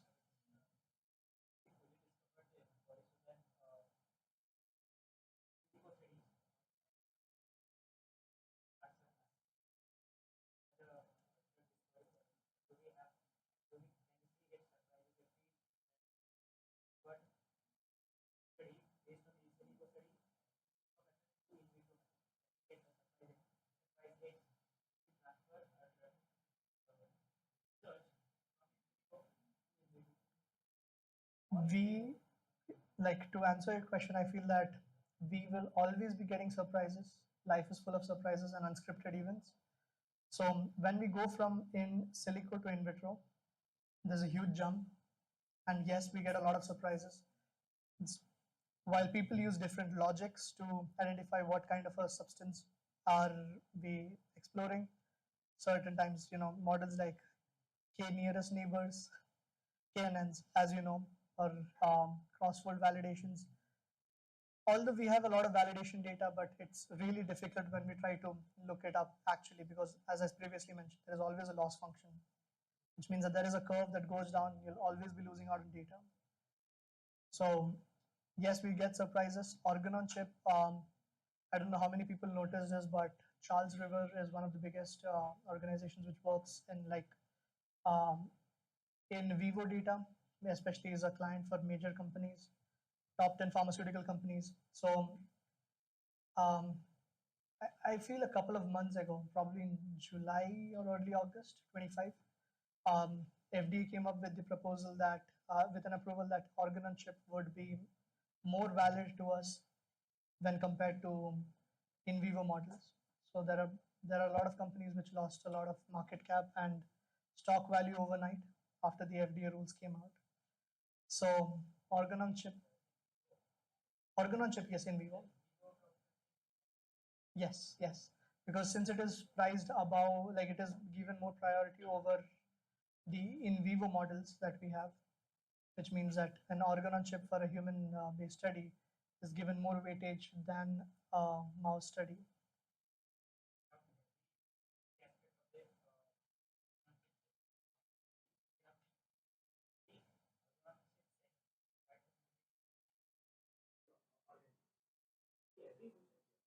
Well, it is a evolving field. I feel that there's a lot of teams that are trying to figure out multiple methods in which organ on chip could be used. But I don't think that we have fully discovered one yet. It is literally similar to like how people get surprises when they are trying to profile BAB profiles for digital twins or using virtual clinical trials. Of course.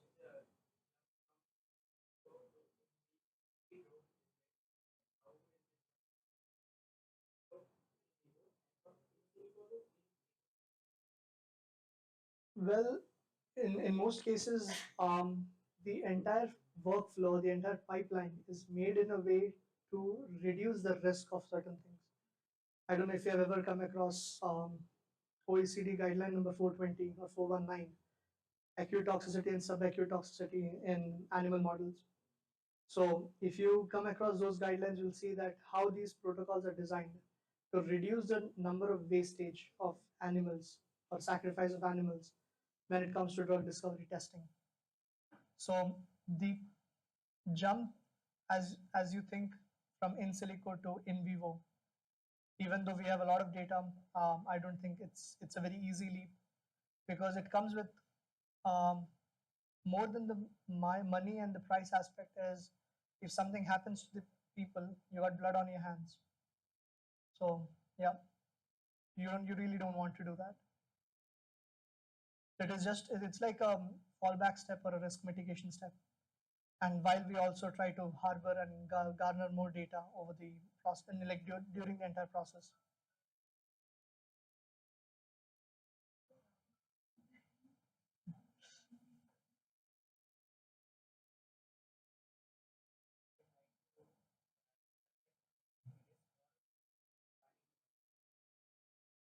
Is it too much to ask for both?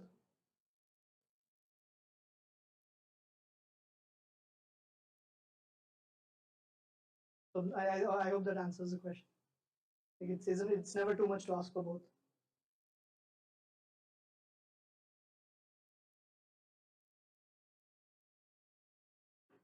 Any other questions, please?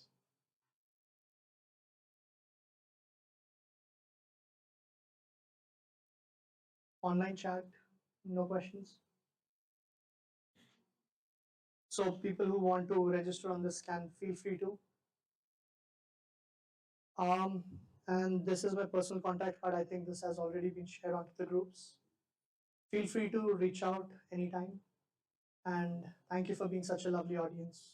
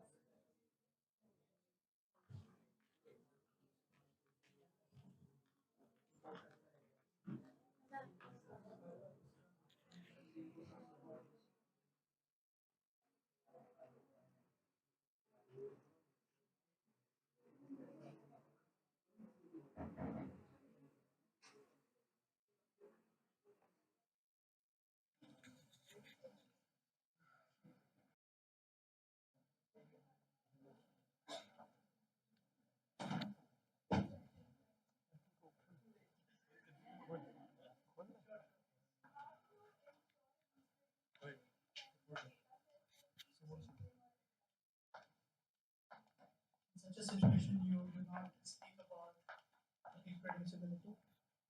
It is considered to be reproducible.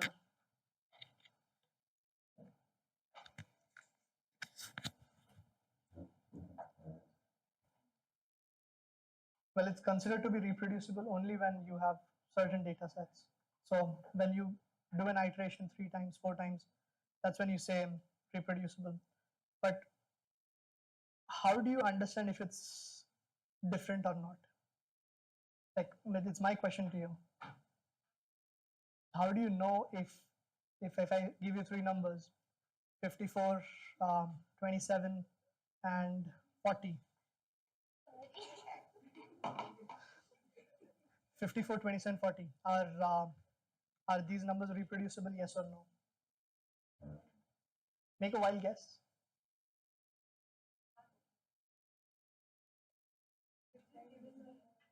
You have 3 random numbers for, say, a value x.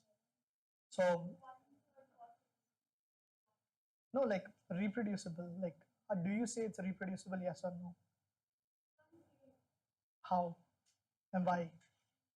See, I'm not trying to question or corner you. I don't mean to put you on the spot, but I'm just trying to force you to think.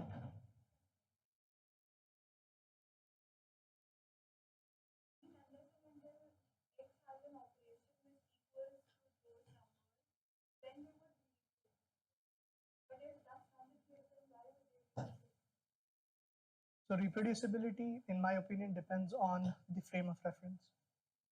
If I give you 27, 40, and 54, if I say that the maximum value of x stands between 10 and 70, these numbers are not reproducible. But if I say the frame is roughly minus infinity to plus infinity, it is highly reproducible. So this is where we go for something called as internal reliability tests. So rater reliability or consistency with two-way agreement is a statistical model. Also, you can go for things like, I don't know, a lot of clinical pharmacists here. Any comments on internal reliability analysis, statistics lectures, guys? I'm pretty sure if I tell the answer, maybe it will ring some bells. Cronbach's alpha. No? Cronbach's alpha value of 0.70 or greater is considered as high internal reliability or reproducibility. So that's one thing that you would look at. If not, you would just go for two-way agreement and consistency analysis, rater reliability with weightage. So these are all statistical models. Yeah. So for understanding machine learning, you need to have a bit basics about statistics and reliability. Any other questions?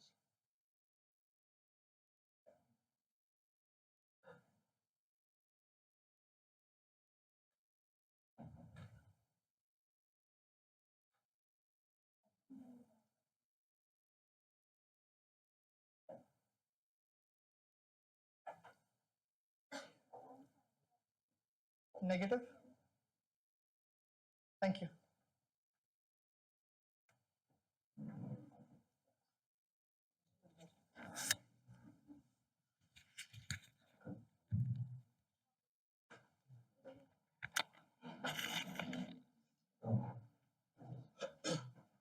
Thank you so much, sir. It was really a nice, engaging day with you for us. And to conclude today's proceedings, I now invite Ms. Tanvi Mabruk to deliver the vote of thanks.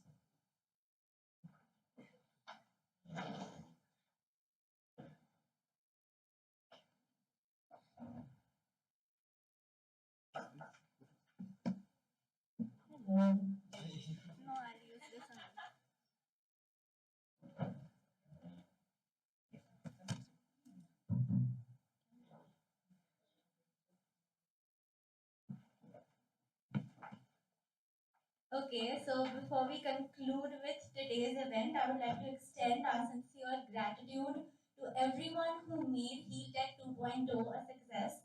And when I say everyone, I mean the ISPOR core committee, specifically my president. I mean everyone's president, ISPOR president Pooja Tiwari, and the IIC core committee, Sanika. She's the president of IIC, as well as our faculty advisors who are not present here right now. Dr. Ali Asad, the ISPOR faculty advisor, and Dr. Amarjeet Singh sir, the IIC faculty advisor, and also to all of the participants present here. We are deeply thankful to our esteemed speaker, Ryan Varghese, for sharing his valuable insights and expertise, which truly enriched today's session. We also express our heartfelt appreciation to all the participants joining us from different parts of India and abroad. As you saw by the online participation, I don't know if you know this, but we had over 45, around 50 participants joining us today online. So thank you so much. Have a great day and see you tomorrow for the e-poster presentation competition. And to all of the participants coming in tomorrow, a very good luck. Thank you.